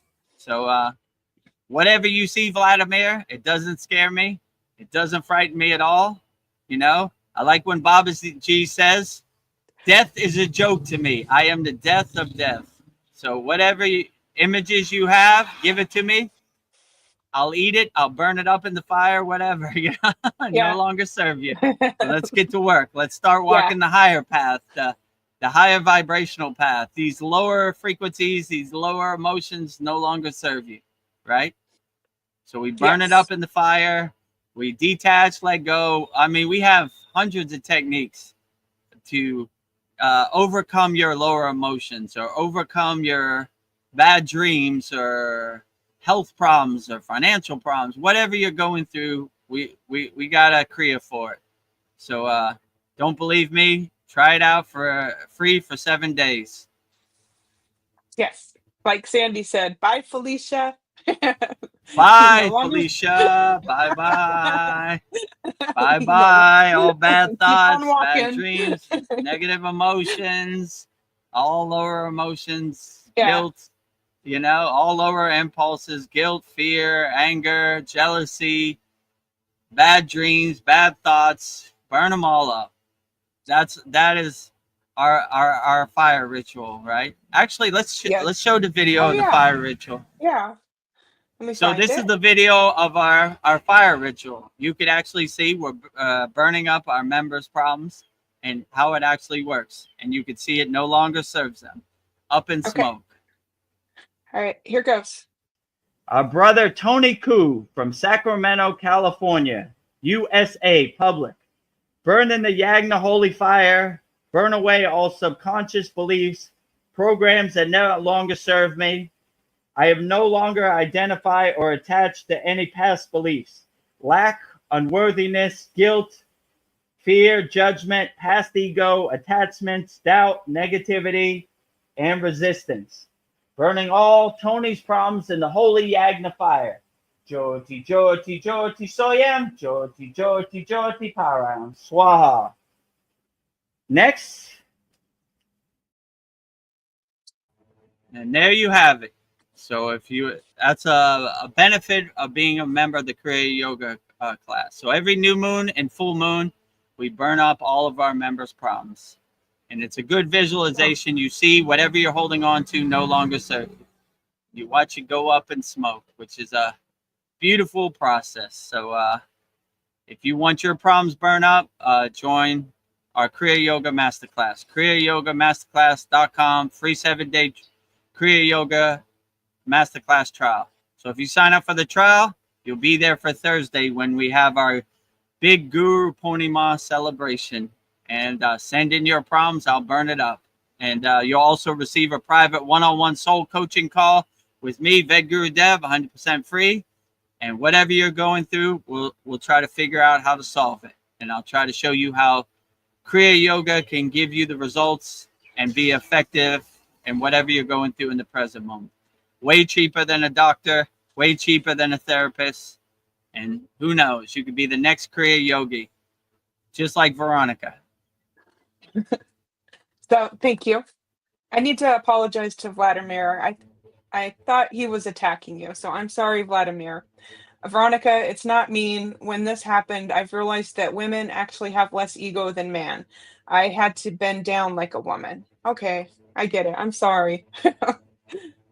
I have inner work to do myself. So Yeah, we all have inner work to do. Like somebody asked me before, like, how do you burn your karma? And I'll basically say there's 3 types of karma. There's agama karma, sanchita karma, and pradraha karma. One is past karma, one is present day karma, and one is future karma. I don't want to create no more karma in the present day, and I don't want to create no future karma because I have such a trash mountain of karma that I have to burn from the past, right? So no judgment here at the Kriya Yoga School. We try to burn all our karma. So whatever you're going through, Vladimir, and if it's painful for you, we'll try to figure out a solution and a way to overcome it. I'm not.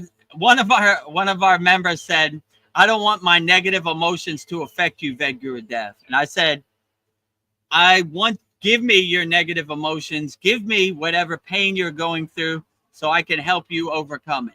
That is my job on this earth, right? So I take it wholeheartedly. Like I said, I'm a fearless yogi. Whatever you're going through or whatever thoughts that come in your mind, give them to me and let's overcome them, right? Let's plant that tree today and let's overcome whatever we're going through right now today.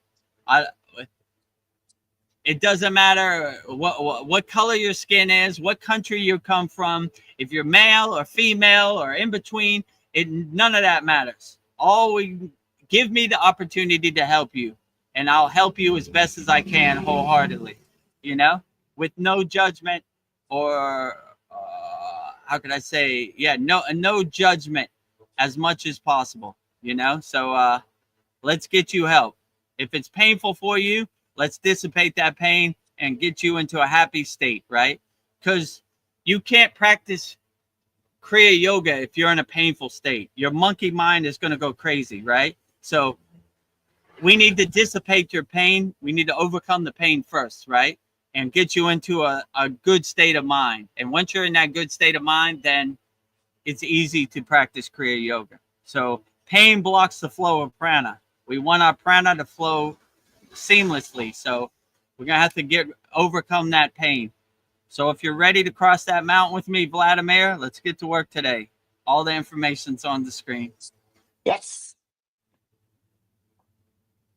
So Sun Moon 4774, she says, you do for yourself, not God. God does not need anything. Yeah. Yeah, that's true. You know, like when I pray to God or I do my puja, which is basically offering to God or honoring God, whichever deity, I thank God for the best job. He's doing the best job out of anybody, right? So God doesn't really need anything. I honor God in my spiritual practice, my sadhana, you know, everything I do, I try to keep. I do all my yogic practices like God is standing in front of me, right? That way, I always have that God perspective. I always offer my sadhana, my yogic practice to God, you know, first. So, but I'm not really doing for myself. I'm seeing God as a reflection inside me as me, right? So when I help myself, I help God, right? So I always try to do my sadhana like God is standing in front of me, right? You know, even though God doesn't need anything, it's good to give an offering to God. In yoga, they call it prasad. We give our food to God first as an offering. We know God's not going to eat it, but it's a good gesture to give to God first, right? God purifies, blesses your food, then it's blessed by God to eat, right? So, yeah, but I would always align yourself or center yourself with God also, right? I wouldn't see the dualist perspective like I'm over here and God is over here. I am God and God is me. We are one, right? We have a oneness perspective in Kriya Yoga, not a dualist perspective. So when you do for God, you do for yourself automatically. When you do for yourself, you do for God automatically. So it's the same thing. So see God as a reflection inside you as you, like a mirror looking back at you. You are a spark of God. God is the sun, you know? God is the ocean. You are a drop of water in the ocean. So I don't see the dualist perspective. When I do for myself, I do for God. When I do for God, I do for myself. So in yoga, when I do puja, I give what's called a jyoti, which is a light, right?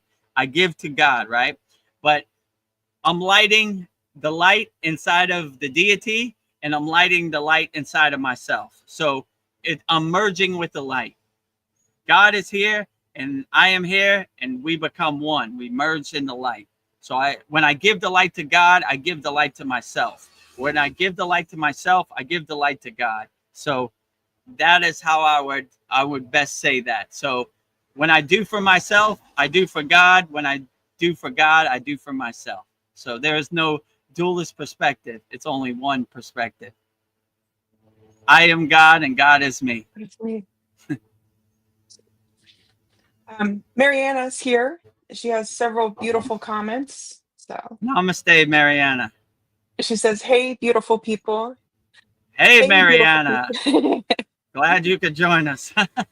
You're beautiful too, Mariana. Yeah, you're beautiful too, Mariana. Thank you for joining us. Mariana, you're making me blush. Veronica, you look beautiful today. LOL. It's my birthday. It's my birthday glow. Happy birthday to Veronica, right? Today is Veronica's birthday. Happy birthday live stream here at the Kriya Yoga School for Veronica.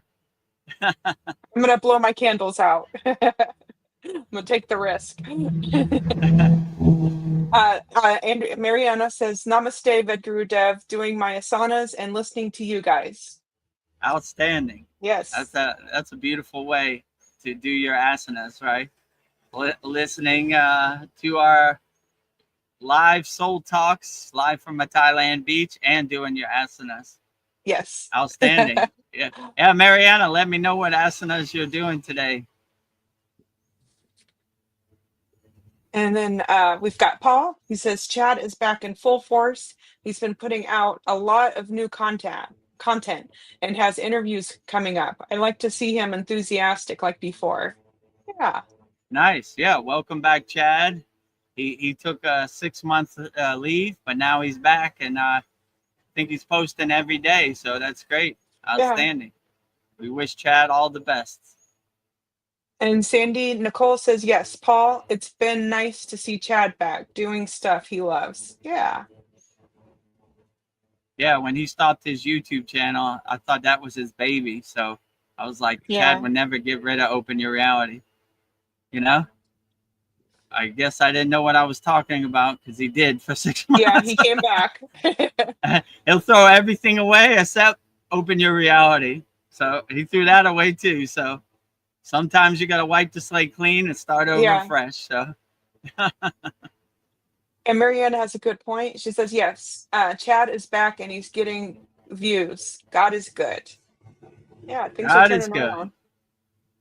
Yeah, outstanding. I don't know who this is, but Mariana says, I'm waiting for the interview with Paul Wallace. That sounds interesting. Yeah, I don't know who that is, but yeah, sounds interesting. Yeah, Chad used to do a lot of interviews, so I guess he's getting back into the swing of things. Sandy says, as within, so without. What you see or believe within and about yourself, you see outside you. True. Yeah, as within, so without. Yeah, that's like as is above, as is below, right? So like, yeah, you see God inside you as you. Then you start to see God everywhere in everything also. So it's hard for you to harm somebody because you don't want to hurt other sentinel beings or trees or flowers because you see yourself as that flower. Everything starts to become a reflection inside you as you. I am the tree. Why would I hurt that tree? Because I'd be hurting myself. So you start to radiate what's called a himsa, which is non-violence. It doesn't resonate with you no more. Because if you hurt that person, you'd be hurting yourself because you see yourself as a reflection inside you as you. So yeah, that's kind of the principles I try to live by. Ahimsa, which is one of Patanjali's niyamas. Ahimsa, non-violence. Non-violence. And Mariana responded, as above, so below. And Sandy says, I see love. I see love. Yeah. Yeah. If you love everything and you see God everywhere and everything, then how could you hurt anything? Because you're seeing your reflection, like looking in the mirror and everything. As is above, as is below. As is below. And this, Sandy is responding to Vladimir. She said, I don't agree women have to bend down. And then Vladimir says, Sandy, when they bend down into a sitting position, it's with less ego. When man bend down, it's differently. God made me experience this. That's why I said women are born with less ego than man. Okay. Understanding. Yeah, maybe. How could I say this? Being masculine and everything, you have that testosterone. Women have more divine mother than divine father. Father is more stern. Mother is more loving and caring for their children. So still good energies, but you need both to keep equal. You need the Shiva and the Shakti, the Ida and the Pingala, the yin and yang, the hot and the cold to kind of balance each other out. So I would say there's no one size fits all. If you feel uncomfortable bending down, that's fine. If you feel comfortable bending down, that's fine too. Yeah. Do what works best for you, right? There's no one size fits all. Some things work for some people, some things work for another people. So Yeah. do what's most comfortable and relax for you.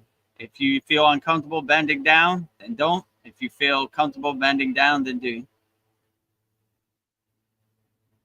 Mariana says, to me, we are all divine and part of a larger consciousness system or the creator who experiences itself through all of us, like a drop in the ocean and a part of the ocean. Yeah. Yeah, absolutely. Yeah, like I like when Tom Campbell says, a chip off the old block. Yeah. God is the block, and we're just a little chip off each block, right? So yeah. be the best chip off the old block as you can, Be a drop in the ocean, a spark off the sun, a piece of sand on the beach, whatever works best for you. And then Mariana just expanded on that thought, but it doesn't mean we are the ocean, just like a ray of light. It's part of the sun, but it's not the actual sun. Yeah. True. Yeah. Yeah, I would agree, right? We are part of the sun, but not the actual sun. The actual sun is God. The rays are just us, little sparkle light beams out here in the world. And we're going divine, and Sandy Nicole says divine masculine and feminine are on equal planes. Om Babaji and Mataji, and the divine masculine and feminine through many forms. Yeah, absolutely. You can't have Babaji without Mataji. You can't have Mataji without Babaji. You can't have Shakti without Shiva, and you can't have Shakti without Shiva. So they balance each other out. This was a good, profound message my guru gave me. When I started, all the mantra diksha I wanted to get for was male gods: Shiva, Krishna, Ganesha, Vishnu. All males. And my guru says, you've got too much masculine energy. You need feminine energy. So that's when I started to get mantra diksha for other, Lakshmi, Gayatri, Saraswati, Durga, Kali. So like to balance it out, right? I have an equal number of masculine and feminine, energies, right? So if you have too much Shakti, you need some more Shiva. If you have too much Shiva, you need some more Shakti. You can't have too much Mataji and not enough Babaji. You can't have too much Babaji and not enough Mataji. So I agree with Sandy. You need to balance the divine masculine and the divine feminine also, right? They're all equal, right? Vladimir says not here. Okay. So he's having a different experience. And then Andromeda says, yes, masculine and feminine, both important and both divine, both balancing each other. Absolutely, yeah. You can't have too much of one and not enough of the other. You got to have that equanimity mindset. In yoga, we try to stay in a permanent state of equanimity. It's no good or bad. There's no right or wrong, everything is equal. Divine masculine, divine feminine, divine father and divine mother, equal. And then Sandy Nicole says the divine masculine has not once ever spoken of women as bending. So I don't know how to answer that. Yeah. Yeah. Yeah, maybe. I don't. Yeah. How can I answer that? Yeah, I don't know. I've never heard of any. I don't know either. Oh, Mariana. What's happy birthday, Veronica. I didn't know. Yeah. Thank you. Happy birthday, Veronica. Today is Veronica's birthday. Happy birthday. So happy to be here. Mariana, she says, I am doing 17 to 20 asanas that you showed us through the Nice. classes. 1 through. Oh, Oh, nice. outstanding. You're Yeah, doing great. outstanding. Yeah, we have 18 asanas in our Kriya Yoga School Masterclass that I try to do every day also. So outstanding. Yeah. Yeah, Mariana's doing the full schedule, which is great, right? yeah. Mariana, you're a rock star. Wow. Yeah. You're a yogic superhero. You're Yes. asana superhero. Oh, Paul, he says, I didn't know he was going to interview him. Great. I also watch Paul Wallace and like his stuff. I'll have to look at Paul Wallace. Yeah, Paul Wallace. Sandy Nicole says, how are you treating yourself today on your birthday? Great. I did a spiritual bath earlier, so took care of myself, doing some self-healing. I don't know, on my birthday, I like to write in my journal and kind of think of it as New Year's Day and just like assess where I'm at and just kind of start over. So and I bought myself some flowers, Veronica flowers. That's a ritual I do. So I don't know, Nice. just taking care of myself. So yeah. I don't Outstanding. know. Happy Yes, birthday. I'm just being a Veronica domestic goddess flowers for today. Veronica. Yeah, Veronica flowers. Take care of yourself. Yes. Thank you for asking, Sandy. Wow, that was very interactive. We have no more questions. Okay, maybe we should take a picture. Like, Okay. yeah, let's take. You want to take a picture for the thumbnail? Yes. All right, yeah. Let me Get in find this. position. Do you want Let me me to see. remove Can this? you see me better like this? Yeah, I could. Oh, let me remove Sandy. Let me go back to comments. Let me center myself. For some reason, when I hold my hands up, I look brighter. Yeah. I think that looks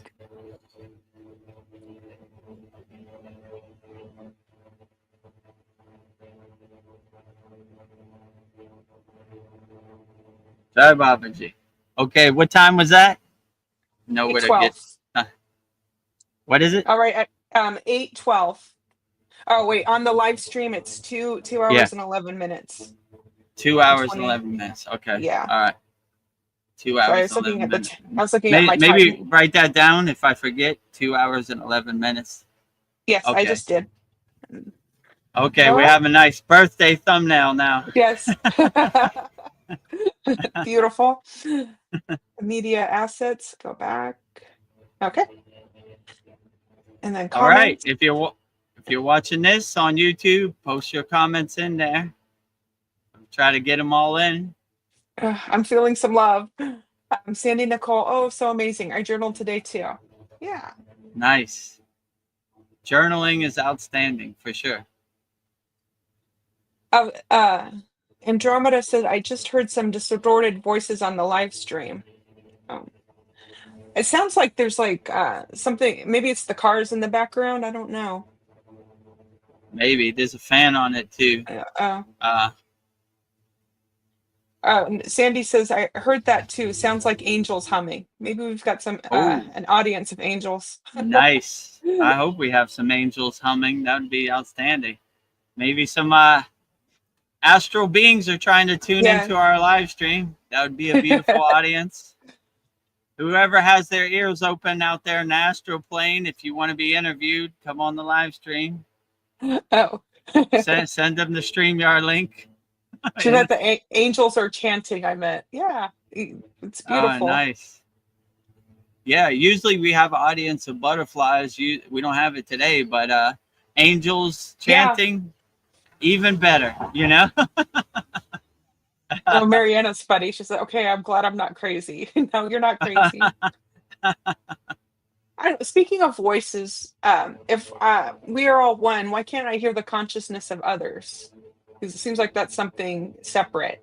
But then sometimes I feel like something's listening to my thoughts too. So I feel like something's eavesdropping on me. Yeah, I would say it'd probably be too overwhelming to hear millions of people's thoughts all at once. Like, it'd probably go mad, you know? Yeah. So, and it's probably a good reminder that it doesn't really matter what other people are thinking. you should just focus on doing your inner work inside you as you, because it's like overhearing what other people are saying. It almost doesn't really matter, because you try Yeah, to garbage. focus on what work. Doing your own inner work is the main priority in your life. What other people are thinking, I mean, who cares?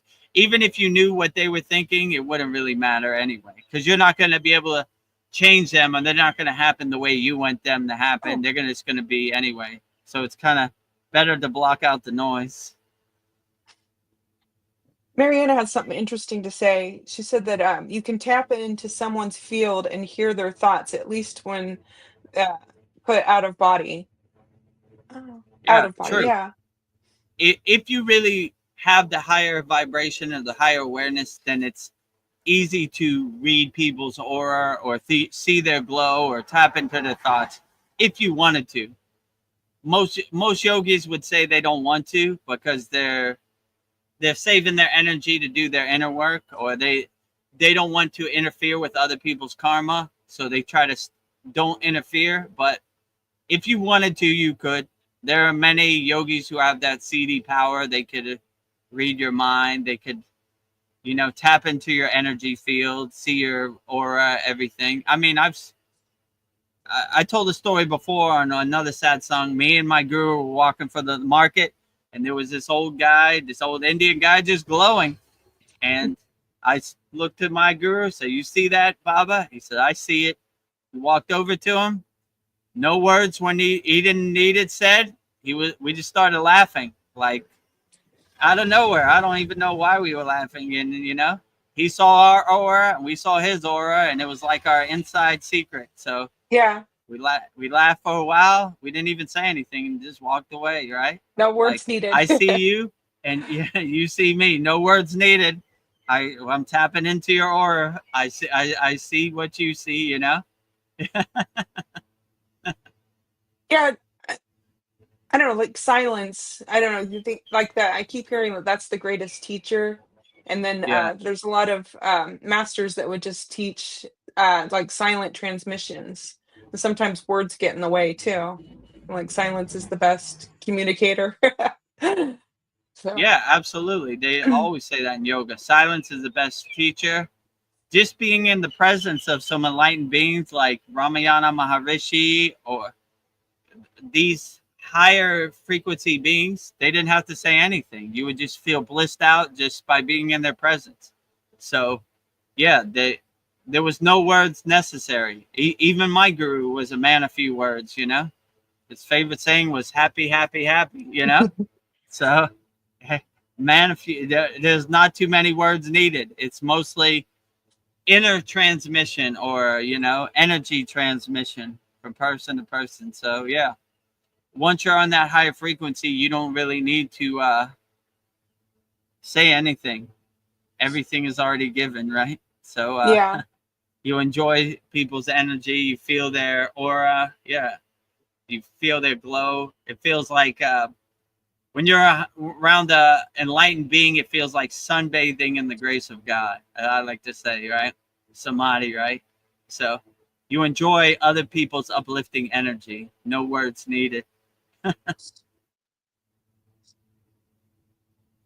what are some other ways that like you notice somebody's energy's better, more?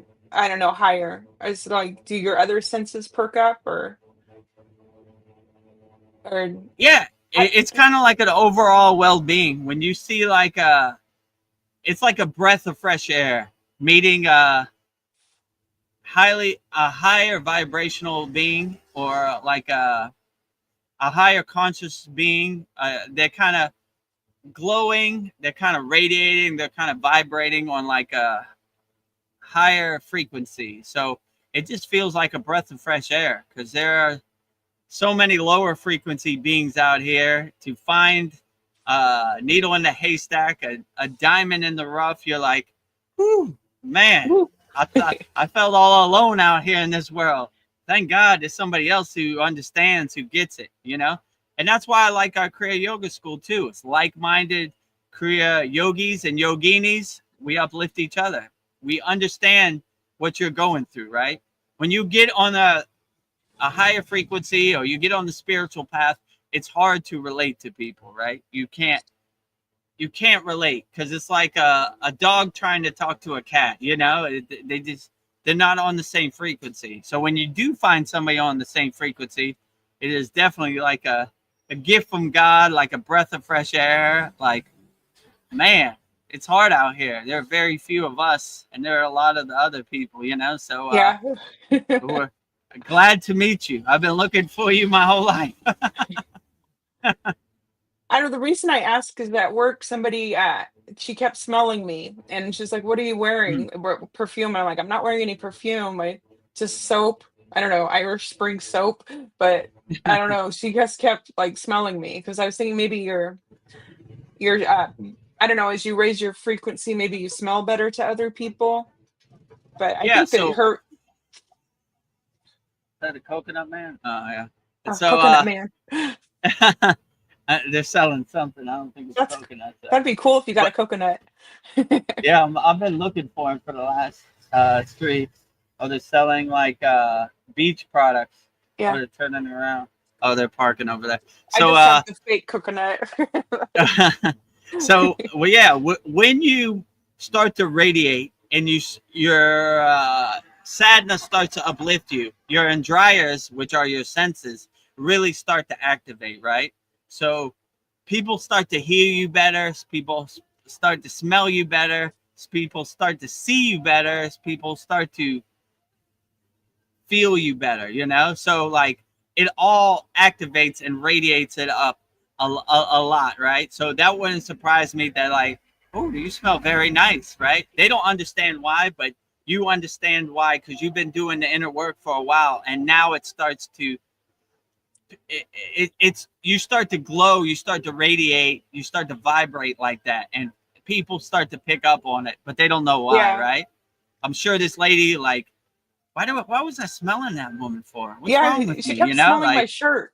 and then she doesn't understand, right? I see it a lot too when I go like in the mall or a store, 7-Eleven. Babies always look at me like they're like stare at me the whole way, and their mother's like, "Why are you staring at that foreigner so much?" But I kind of know like, oh, this guy, you know, like I said, this guy's a diamond in the rough. This guy's a needle in a haystack. I got to look at him, you know. I've been looking for some people like this who understand, you know. A lot of lower Yeah, frequency beings, not a lot of higher frequency beings. So be a higher frequency being, you know, work for the light. Too much dark out here. We need more light workers. yeah. And when you So clean your aura, it seems like you become more charismatic too. It's just that you're like you're saying, like people are just drawn to you. true. Yeah, And in this week's class, we had an excellent asana where we cleaned our aura, you know, praising the yeah. sun. So if you're in our class, you know what I'm talking about. That was a That good one.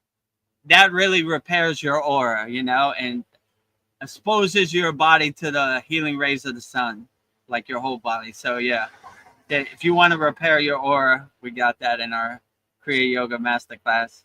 Yes. Join today. Mariana has a great comment. She says, "What I've noticed is that Kriya Yoga has given me a bit more of the patience and understanding. My friend is far left, but he always treated me very well. So I learned to ignore his comments and smile." Yeah, that's what you got to do. Yeah, definitely. When you start practicing Kriya Yoga, your frequency gets higher, and you're less attached to what other people think and their comments and their social media posts. You just kind of become more of the detached witness and kind of create space between you and their comments, Yeah. so their thoughts don't become your thoughts, and you become less attached to what other people think and more calm, and you try to do the inner work, and what other people do, you are less attached to it. You just take care of your inner circle, your family, your friends, and what other people say to you doesn't really affect you, doesn't have the pull that it used to, right? Their Yeah. thoughts don't become your thoughts, so their narrative doesn't become your narrative. You become more detached and more, like Mariana said, patient, and understanding. Like, yeah, okay, all Yeah, right, think what you want. That's you're fine. Like, you're a liberal. Okay, that's fine, cool. yeah, You know, God bless you don't you. have to. You're a Yeah, Republican. God bless you. Okay, you're cool. You're a San Francisco 49ers fan. Okay, cool. You know, all yeah, right, whatever. You know, yeah. you We can know. have Some different people want to opinions. get into a mud throwing fight. You know, but you know, if you have that perspective, they have no ammunition, right? Uh, People ask me sometimes, like, "What do you think of Donald Trump?" Nothing. I'm doing my Yeah, inner work. I don't even know. Oh, I have no clue. I haven't watched my physical TV in like 3 years, you know? So I have no clue what's going on in the world. I'm doing my inner work, anchored in the present moment, and I don't want other people's story to become my story, you know? yeah, So, yeah, you become more patient, you become more detached, you become more the witness, you know? You just step back. Most people think they're actor in the movie. Us as Kriya yogis, we're kind of sitting in the audience watching the pictures go by, yeah, not attached to the ending of the movie, not trying to control the movie, just witnessing the pictures going by, you know, yeah. and social media, watching the monkeys throw poop on each other. Yeah, it does feel like more and more like I am watching a movie. I kind of am like, oh, okay, this is happening. And Yeah, you kind of like step, I'm not attached to it. I'm not an actor in the movie. I'm just watching the pictures go by, yeah, clouds passing, water under the bridge, you know. yeah, you're not going to trigger me. uh, Mariana said, okay, so that Mariana said that. Vladimir said, I was cutting many onions today and noticed onions don't affect my eyes anymore at all. One benefit of higher consciousness, haha. Do cutting onions affect you, Vedgurudev? Or do you even eat onions? Like, Yeah, not really. I mean, I don't remember the last time I cut an onion. You know, in the yogic Ayurveda diet, they try to stay away from onions and garlic. You know, yeah, you're a traditional yogi, but hey, if cutting onions is a sign of your higher consciousness, yeah, then keep on going, Vladimir. You know, yeah, like I try to be unaffected by anything. So if that's a good confirmation you get by cutting onions and you're reaching higher consciousness, keep going. Keep going. When once you start doing the inner work, you start getting these confirmations. So if cutting onions is a good confirmation for you, keep putting one foot in front of the other. Keep going, right? What about being more sensitive? Because like I'll watch a movie and it's like I'll like start crying for the characters. I don't know, I get Oh, like for sure. emotional. Like, Yeah, when you start on the Kriya Yoga path and you do start becoming sensitive to emotions and you know like especially when you start doing bhakti and mantra japa, I'll just start crying out of nowhere, but these are yeah, tears of joy, not tears of sadness. Like God is so beautiful, and reciting the name of God is such a beautiful practice. I just get choked up, you know. Even in our, I think it was our last class, I was getting choked up there at the end. It was just so yeah, beautiful hearing our students saying their mantras and feeling the energy and the presence. And one of our members, his daughter says the mantra is so yeah, beautiful, and she actually leads our mantra japa practice. So it's a beautiful thing. Like hearing such a pure soul of a child say mantra japas, I can't think of anything more beautiful. So I do get choked up a lot, and I do yeah. become more sensitive. But it's not sensitive because I'm sad or depressed or I'm emotional. It's sensitive because the glory of God is so beautiful, right? And reciting God's name is such a elegant symphonic practice. You know, it's such a beautiful thing, right?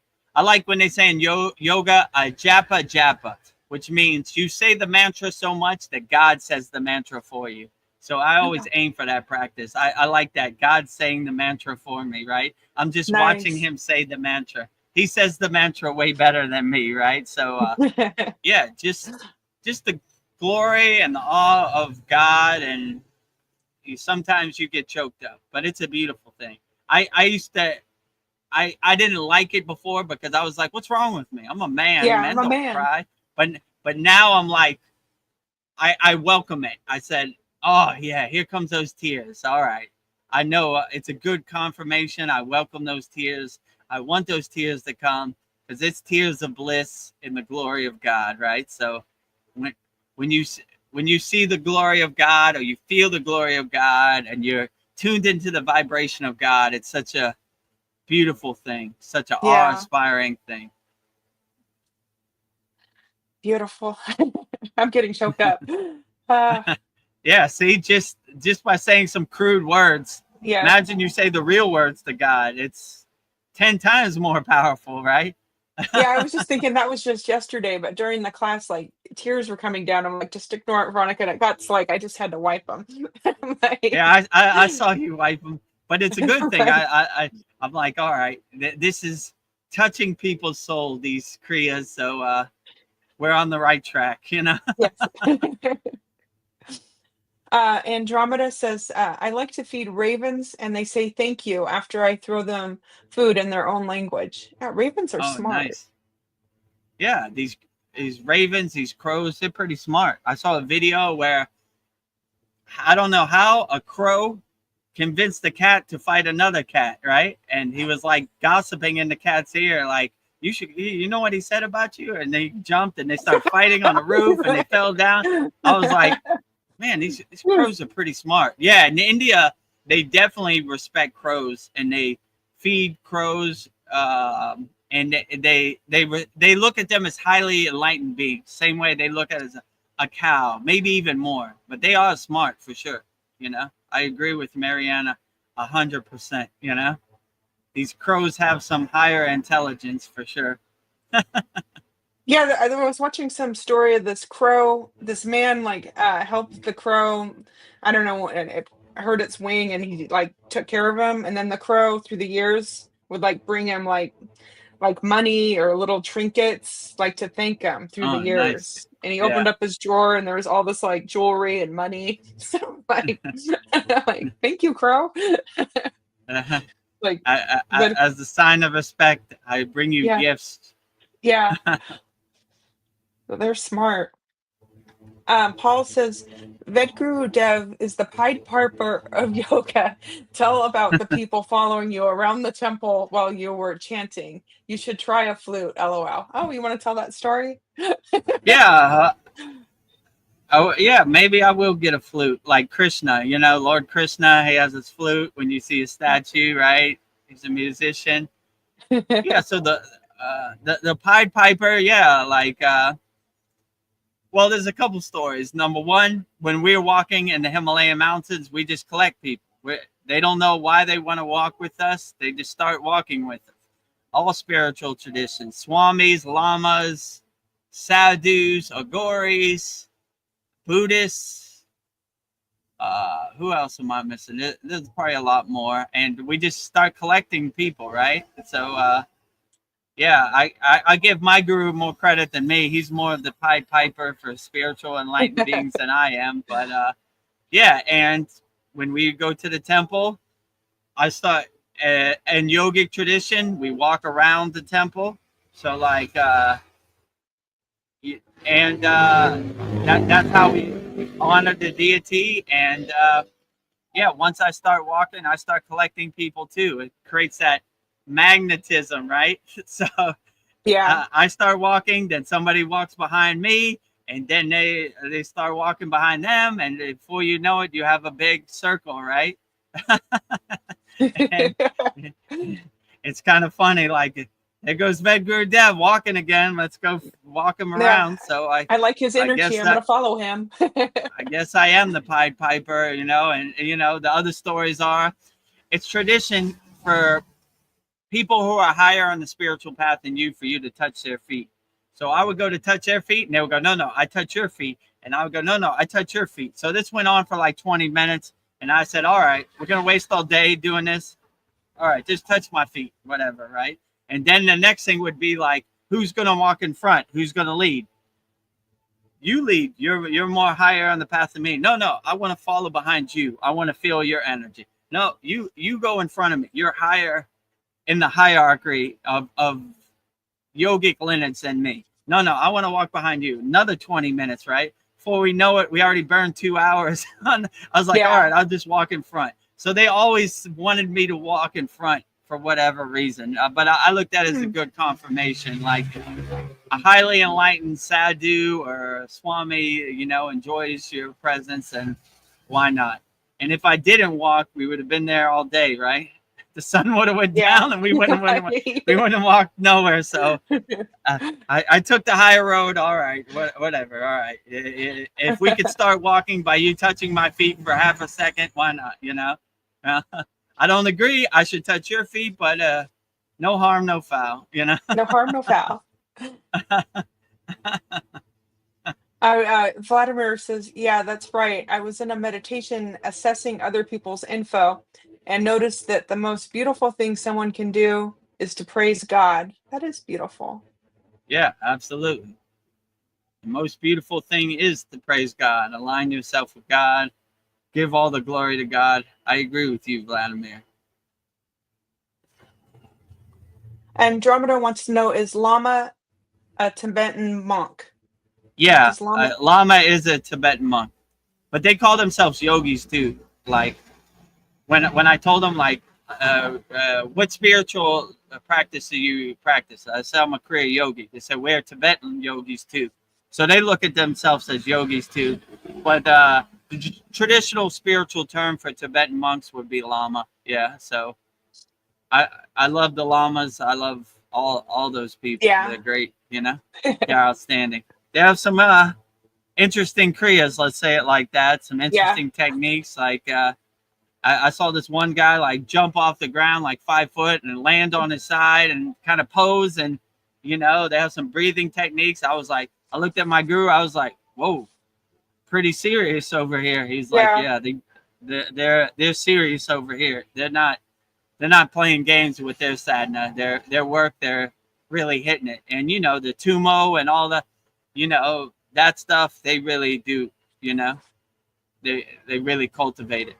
Yeah, that's a way to focus. It just seems, whoa, kind of aggressive, but I guess, yeah, it works. Yeah, it's part of their tradition, their power and power. So it works for them. Yeah, I respect it. Andromeda says, in South Korea, I saw many of those monks when I lived there. Oh. Yeah, Lama. Yeah, the Lama spiritual tradition, the Tibetan monks, some of the highest Himalayan yogis for sure, you know, or highest Himalayan ascended masters. They definitely have some ancient spiritual techniques that have been passed down for thousands of years. And in Kriya Yoga, we look at them like our brothers also. So, you know, even though they have a different title or a different color robe or whatever, you know, they're still carrying divine energy. So, like my guru said, if the Himalayan Yeti shows up and he's carrying inner divinity, he is our brother. So they looked at us like their brothers, and we looked at them like our brothers. So it was a beautiful love fest, walking, sharing food. Another thing, if you have a cave or you have a tent, it's a tradition for you to give your tent to them, right? So that was another thing. You take my tent. No, I got my own tent. You take my you take my tent. Now, you know, before you know it, it's midnight. You know, so yeah. So I take it. we ate with them. We shared our living quarters with them. We walked with them. They were our brothers, no matter what spiritual tradition. And like I always say, I like SRF Lake Shrine. They have a shrine, a sanctuary for every spiritual tradition. So when you walk around the lake, they have different benches where this is the Buddhist bench, this is the Christian bench, this is the Muslim bench, this is the Buddhist, you know, bench. So they have something for everybody. We honor all spiritual traditions, you know. Some people take like spiritual traditions as like my football team is better than your football team. Or we are the chosen ones. Yeah, I like them all, so I don't try to get attached to that kind of judgment. Like, my football team's better than your football team. Yeah. All spiritual traditions are great. Yeah, we can learn from everybody. No more questions, so I guess I'll come up with something. I don't know why spiritually, why is like hugging a tree good? I was thinking, can you like open up your chakras, like hugging a tree? It's like clearing your energy. Do you think it could open up all your chakras, like barefoot hugging a tree? Yeah, hugging a tree like grounds yourself. It like anchors you with Mother Nature, right? So every morning I would wake up in the Himalayan mountains, and whoever wanted to join me, or if I wanted to join them, we would walk barefoot in the Himalayan mountains. We would try to get the soil between our toes. We would try to ground ourselves and feel as much prana as possible. In the Himalayan mountains, there's not too many trees, but we enjoyed the wind, the prana. There's a lot of waterfalls from the snow melting, and yeah, just even though the most of the Himalayan mountains is like a glacier, right? So you're actually walking on like a iceberg. So, but it was freezing cold, but that was our practice, grounding ourselves, feeling Mother Nature, earthing ourselves as much as possible, anchoring ourselves. So anytime you can get out in nature and feel nature and enjoy nature's beauty, bodies of water, trees, sun, wind, birds, flowers, all beautiful process, like nothing better than that. So yeah, that is always outstanding, to ground yourself, earth yourself into the earth, and yeah, become one with the earth and become one with Mother Nature. You can never lose that way. Yeah.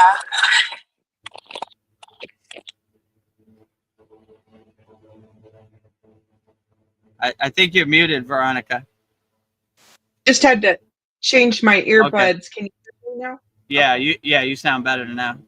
Okay. Oh, Mariana, she says thank you for the Dan Van Tree mantra, Vedagurudev. It's so healing. Yeah. Yeah, outstanding. Yeah, our Dan Van Tree Shakti mantra. Actually, because of Mariana, we say it every class in the beginning. This one we said it a little later, but yeah, we try to say it in the beginning. Healing all our Kriya Yoga School members, friends, families, loved ones out there. Dan Van Tree bringing his healing oil, his healing energy, healing you, whatever you're going through in the present moment. So my pleasure. I'm glad you really feel Dan Van Tree's healing. Yeah, I'm liking that we're learning all the 18 Siddhas mantras. So we're on a roll. Yeah, this week we did Patanjali. We've done Agastya, Bhoganantar, Dan Van Tree, and Patanjali. Yeah, so this week, our 70th class, we have Patanjali Shakti Mantra in there.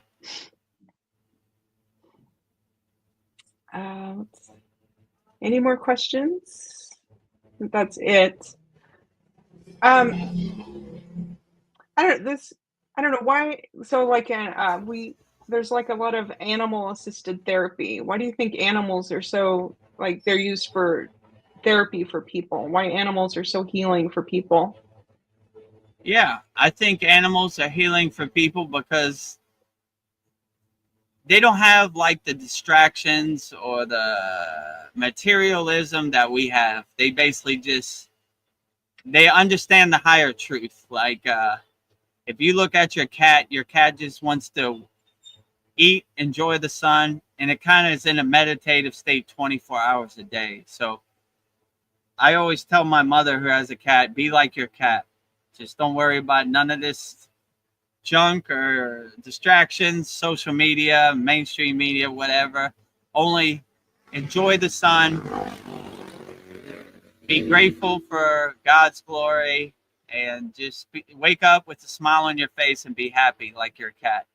All your cat does is sleep, enjoy the sun, meditate all day, eat some food, and go back to sleep. Do it all, rinse, repeat, right? Rinse, repeat. all day. So always be like your cat, you know? So I agree. Like all these animals carry different energy, but they're always kind of have like a 24-hour meditative mindful Yeah. state, which I always think is a beautiful thing, you know? Yeah, and you're getting unconditional love for the animals. No judgment. They just Yeah. love you. Yeah, true.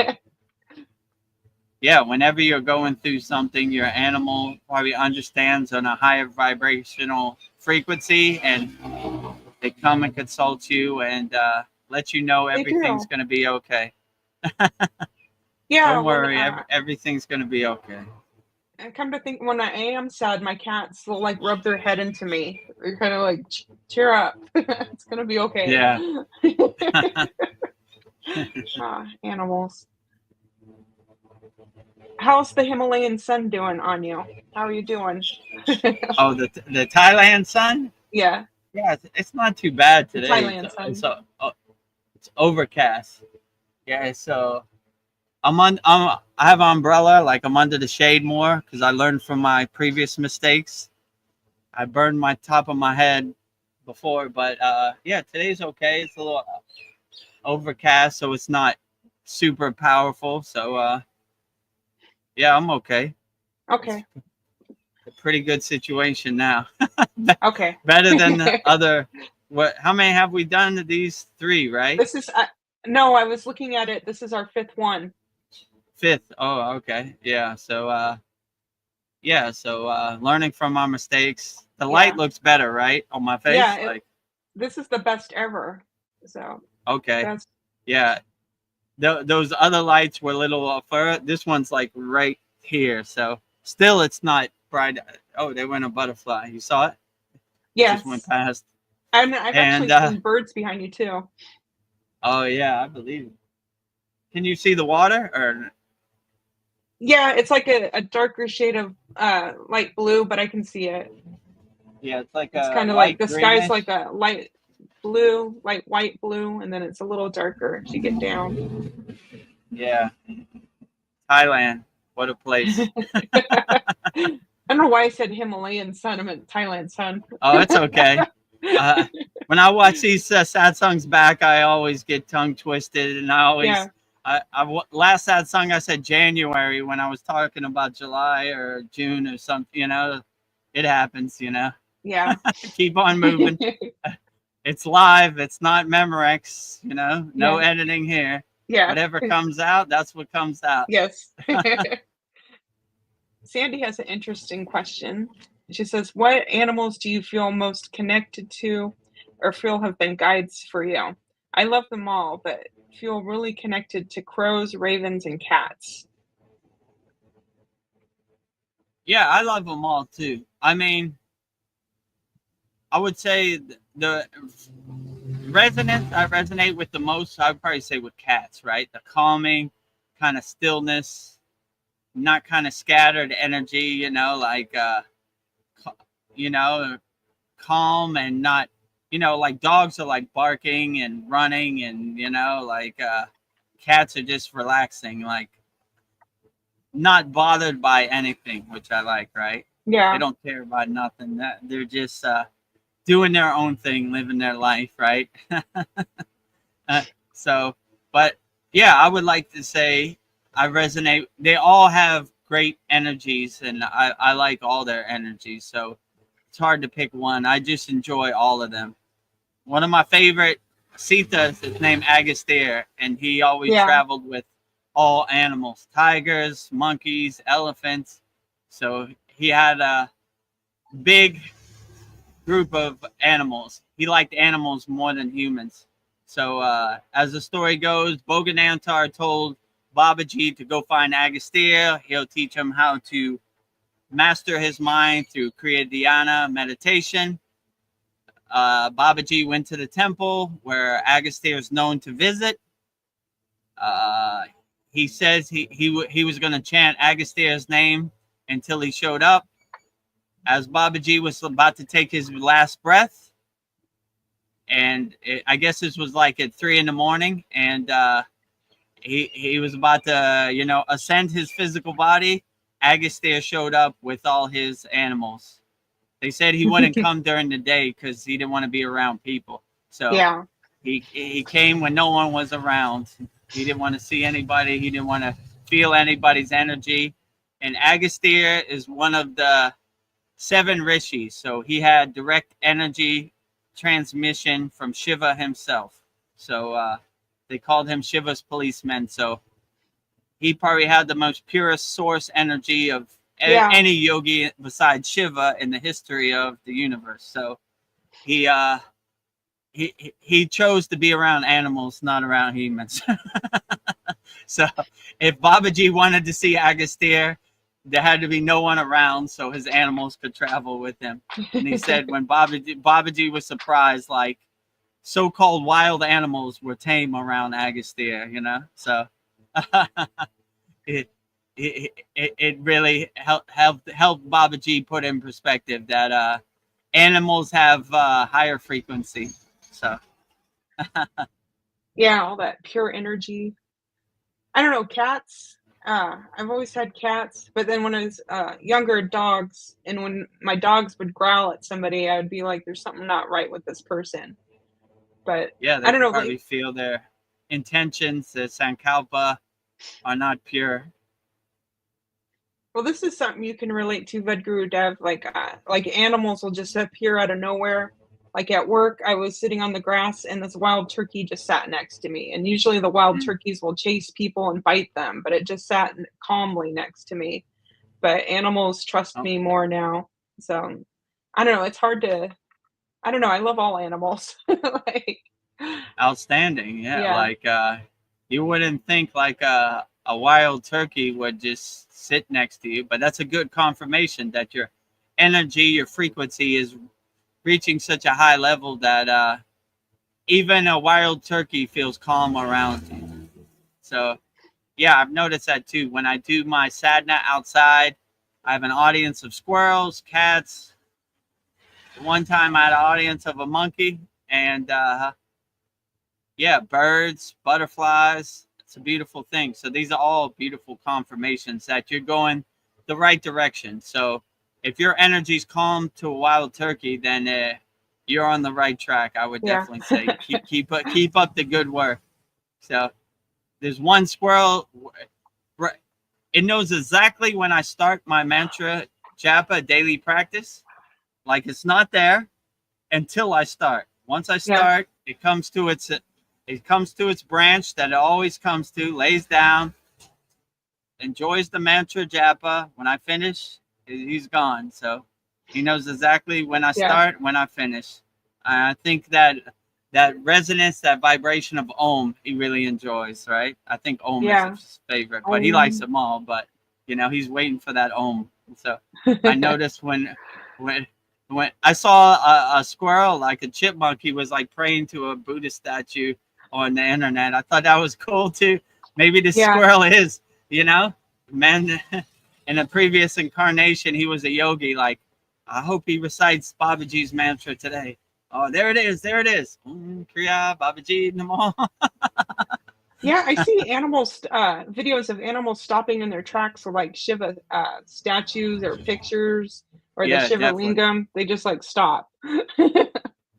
Yeah, 100%. Like I've seen like Shiva had a protector called Nandi, and it was a bull, right? So like these bulls, anytime they're in the presence of Shiva, they I've seen bulls like shedding a tear, like crying, like Oh, when they hear mantra japa. So like oh, yeah, they really enjoy. And yeah, a lot of yogis like Ramayana Maharishi had a favorite bull, that he always helped and enjoyed it was his best friend and enjoyed his energy, carrying that inner divinity.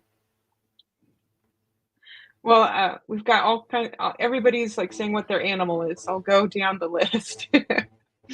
Adramata says that, Mariana says, I like dogs, cows, horses, ravens, and wolves. Nice. And then Sandy says wolves also listening to their howls. Yeah. Yeah. Mm. Sandy Nicole says I found birds overall to be powerful frequency raisers. Makes sense as they constantly sing. Yeah, absolutely. Yeah, like in Thailand they have hummingbirds, and they, just by the vibration they float around. Bees are probably higher astrological beings too, also. So like, yeah, Yeah. the hum and the vibration they is really a beautiful thing in nature for sure, right? And that's how they fly around. And yeah, I agree.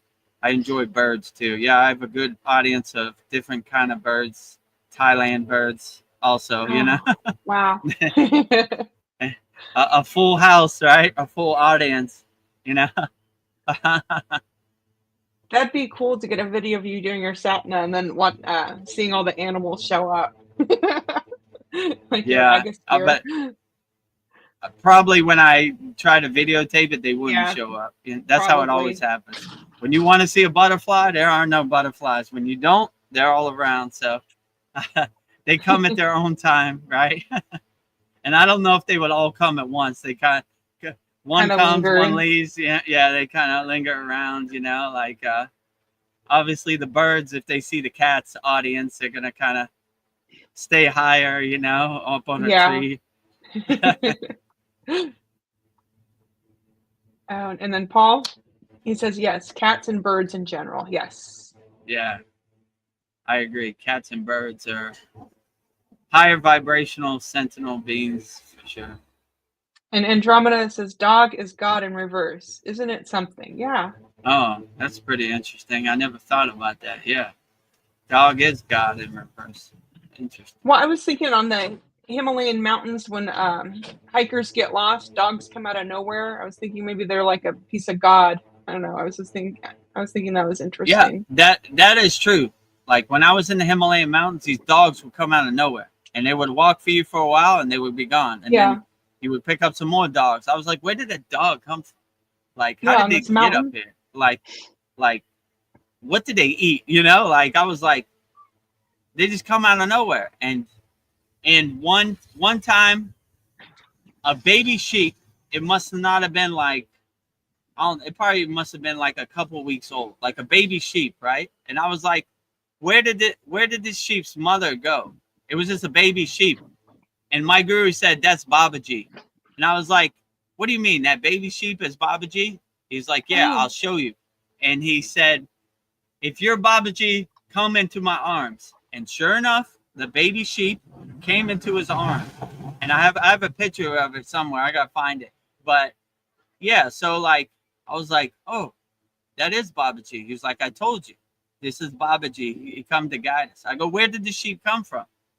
He goes, no explanation can explain it. They just come out of nowhere and they go out of nowhere, right? Like if you try to see where they came from, you won't be able to see them. If you try to see where they go, you won't be able. They just come join us on our journey, and we welcome their presence, and then they leave once they get yeah. you get to a certain point. But yeah, they're way up there. Like I don't know how they. I don't even know what Yeah. they eat. Like what did they eat? Like where did they come from? But yeah, they're up there. Yeah. Goats and dogs, yeah, for sure. And there's nothing else up there. It's like a frozen tundra, but they're up there. I don't know how they Yeah. They just survive. magically They just appear. and they come out of nowhere. You know, like you can't like call them and they'll come. You're just walking, and next thing you know, there's a dog next to you. Like, where'd this dog come from? You know, Yeah. they walk with you for a while, and then they go. And one of the most beautiful stories I like is Arjuna. You know Arjuna from the Bhagavad Gita, right? He he decided he didn't want to fight no more, and he wanted to go into moksha, liberation, right? So he took off all his armor. He actually bathed in Satupan Lake, where I was at in the Himalayan mountains, and he walked naked. And when he was walking naked, he's like, I'm gonna walk till the snow consumes me, and I'll go into moksha, right? When he was walking, a dog came next to him, and the dog was walking with him. And he was like, okay. So Oh, him and the dog eventually were consumed by the Himalayan snow. they transcended their physical body, and Arjuna attained moksha, and he said, I will not go into liberation unless my brother dog can come with me. So he Aw. gave the dog moksha too, right? So they were both liberated. They both took the divine flight, right? Liberation. So I thought that was beautiful. He was like, I'm not going to Yeah. take moksha unless my dog can have it also. So be it. It is done, Yeah. right? Dog got moksha too, right? Yeah. Not go unless my best friend comes with me. Right. I can't leave him behind. He has to come also. Paul says horses also. Yeah, horses are beautiful. So smart. Yeah, horses are great. And Paul says, I've never bought a cat. They just find me. LOL. Yeah, I think cats just choose you. Yeah. That sounds about right. Like same like these dogs. I didn't want a dog to come find me. He just kind of came out of nowhere. He Yeah. found me. I didn't found him. And then Paul also says, I raised bees for a while. Oh, I did not know you did that. That's Yeah. interesting. I have an intuition that bees are highly evolved sentinel beings, right? They're hum, and in our Yeah. school we do humming bee breath, Brahmari pranayama. So these bees have some advanced technology, let's just say, where they make the honeycomb and the queen, and I can't even explain it. They're highly evolved.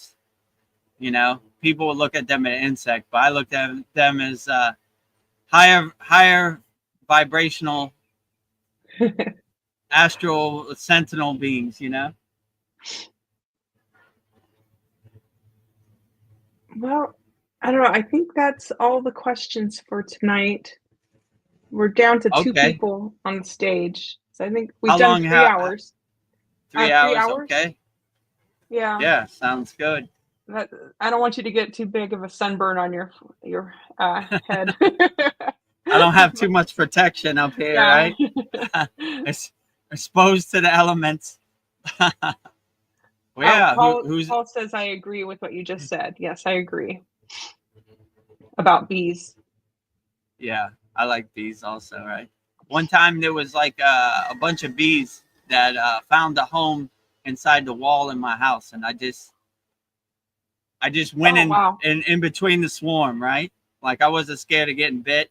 I vibrated Om, and they kind of circled around me, but they didn't bite me, which I thought was cool too, So I went in the middle of the swarm and vibrated Om, and they vibrated their bee message, and we enjoyed each other's energy, which was cool, Ooh, I like that story. Ooh. Nice. Yeah, without bees, I don't know, we wouldn't have food. Bees are very important. We need them to pollinate. Definitely. So, yeah. Well, this has been a great satsang, great birthday. If you want to make a great birthday, please subscribe. It will make the best birthday ever. Please subscribe. Please join our Kriya Yoga School Masterclass family. Right there. Start your free trial. Sign up now. Free 7-day Kriya Yoga Masterclass trial. Go to KriyaYogaMasterclass.com. When you sign up, you'll click this button right here. Start your free trial. You'll receive a private one-on-one soul coaching call from me, Vedagurudev. Whatever problems you're going through, we'll work through it. 100% free. And also subscribe to our YouTube channel at Vedagurudev. We're getting so close to 1,000. We're almost there. So please subscribe to our YouTube channel. And we do another live stream, another satsang, Wednesday, 9 p.m. Eastern Standard Time. So please join our satsang live stream every Wednesday. And also join our free Kriya Yoga School, freekriyayoga.com. And we'll see you there. So glad being here, and happy birthday, Veronica. It's been a beautiful birthday. So I feel happy the love. Birthday to you. Sending love, transmuting love to you wholeheartedly on your birthday. Thank you. Sandy Nicole says, thank you, Vedagurudev and Veronica. Good night, all. Mwah. Good night, all. Thank you, Sandy, for joining us, as always. Oh, and Mariana, I wish we could meet in person and do the practice together, meditate together, go to the mountains together. I miss you guys. Have a good night and have a great afternoon, Vedagurudev.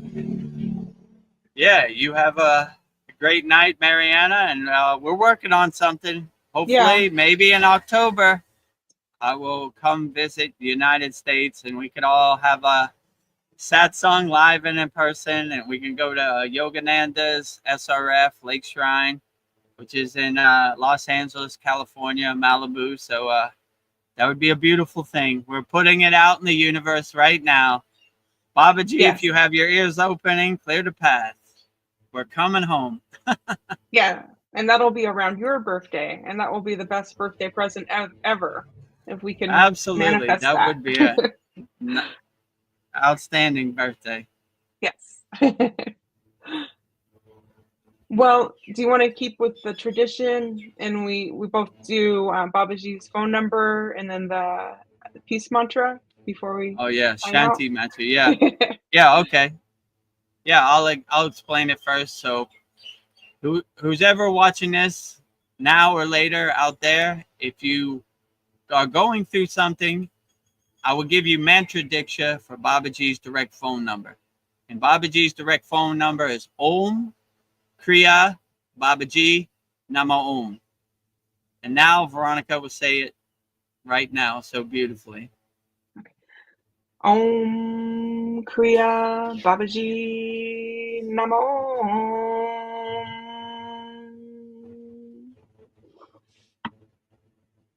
And now I will say it as best as I can. Om Kriya Babaji Namo. And lastly, me and Veronica will sing the Shanti Universal Peace Mantra, sending peace and love to all people watching this live stream and all around the world. Om Shanti Shanti Shanti Shalom. Om Sat Nam Sadhu Tao Om Spirit Swami Kami Amen Amen Omen Selah Home Om.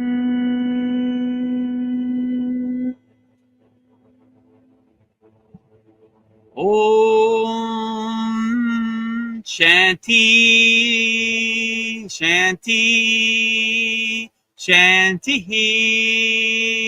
Shalom Sat Nam Sadhu Tao Om Spirit Swami Kami Amen Amen Omen Selah Home.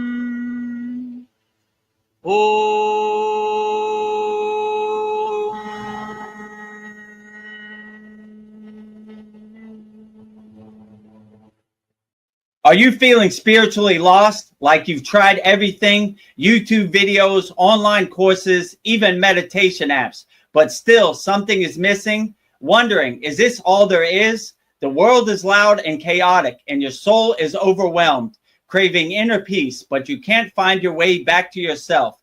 This is exactly why I created the Kriya Yoga Masterclass and my proven soul coaching system to help people just like you. This isn't a video you watch and forget. It's a daily spiritual lifeline that brings you back to your soul. So if you're done feeling lost and you're ready to start transforming, then come join us. This is more than a course. This is your lifeline. Go to KriyaYogaMasterclass.com right now to unlock your free 7-day Kriya Yoga Masterclass trial. Plus, when you sign up, you'll receive 100% free private one-on-one soul coaching call with me, Vedagurudev. In that call, I will personally help you overcome whatever's holding you back and guide you into the happiness you've always been searching for. क्रिया बाबा जी नमः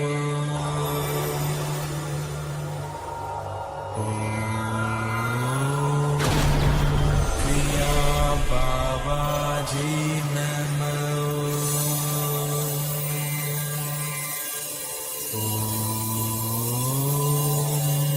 क्रिया बाबा जी नमः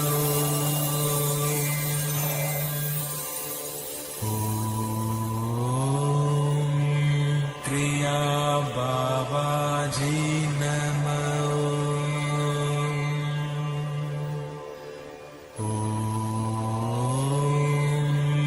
क्रिया बाबा जी नमः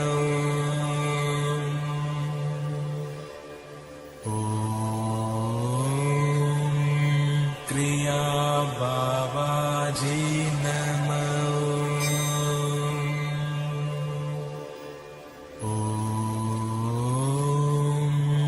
क्रिया बाबा जी नमः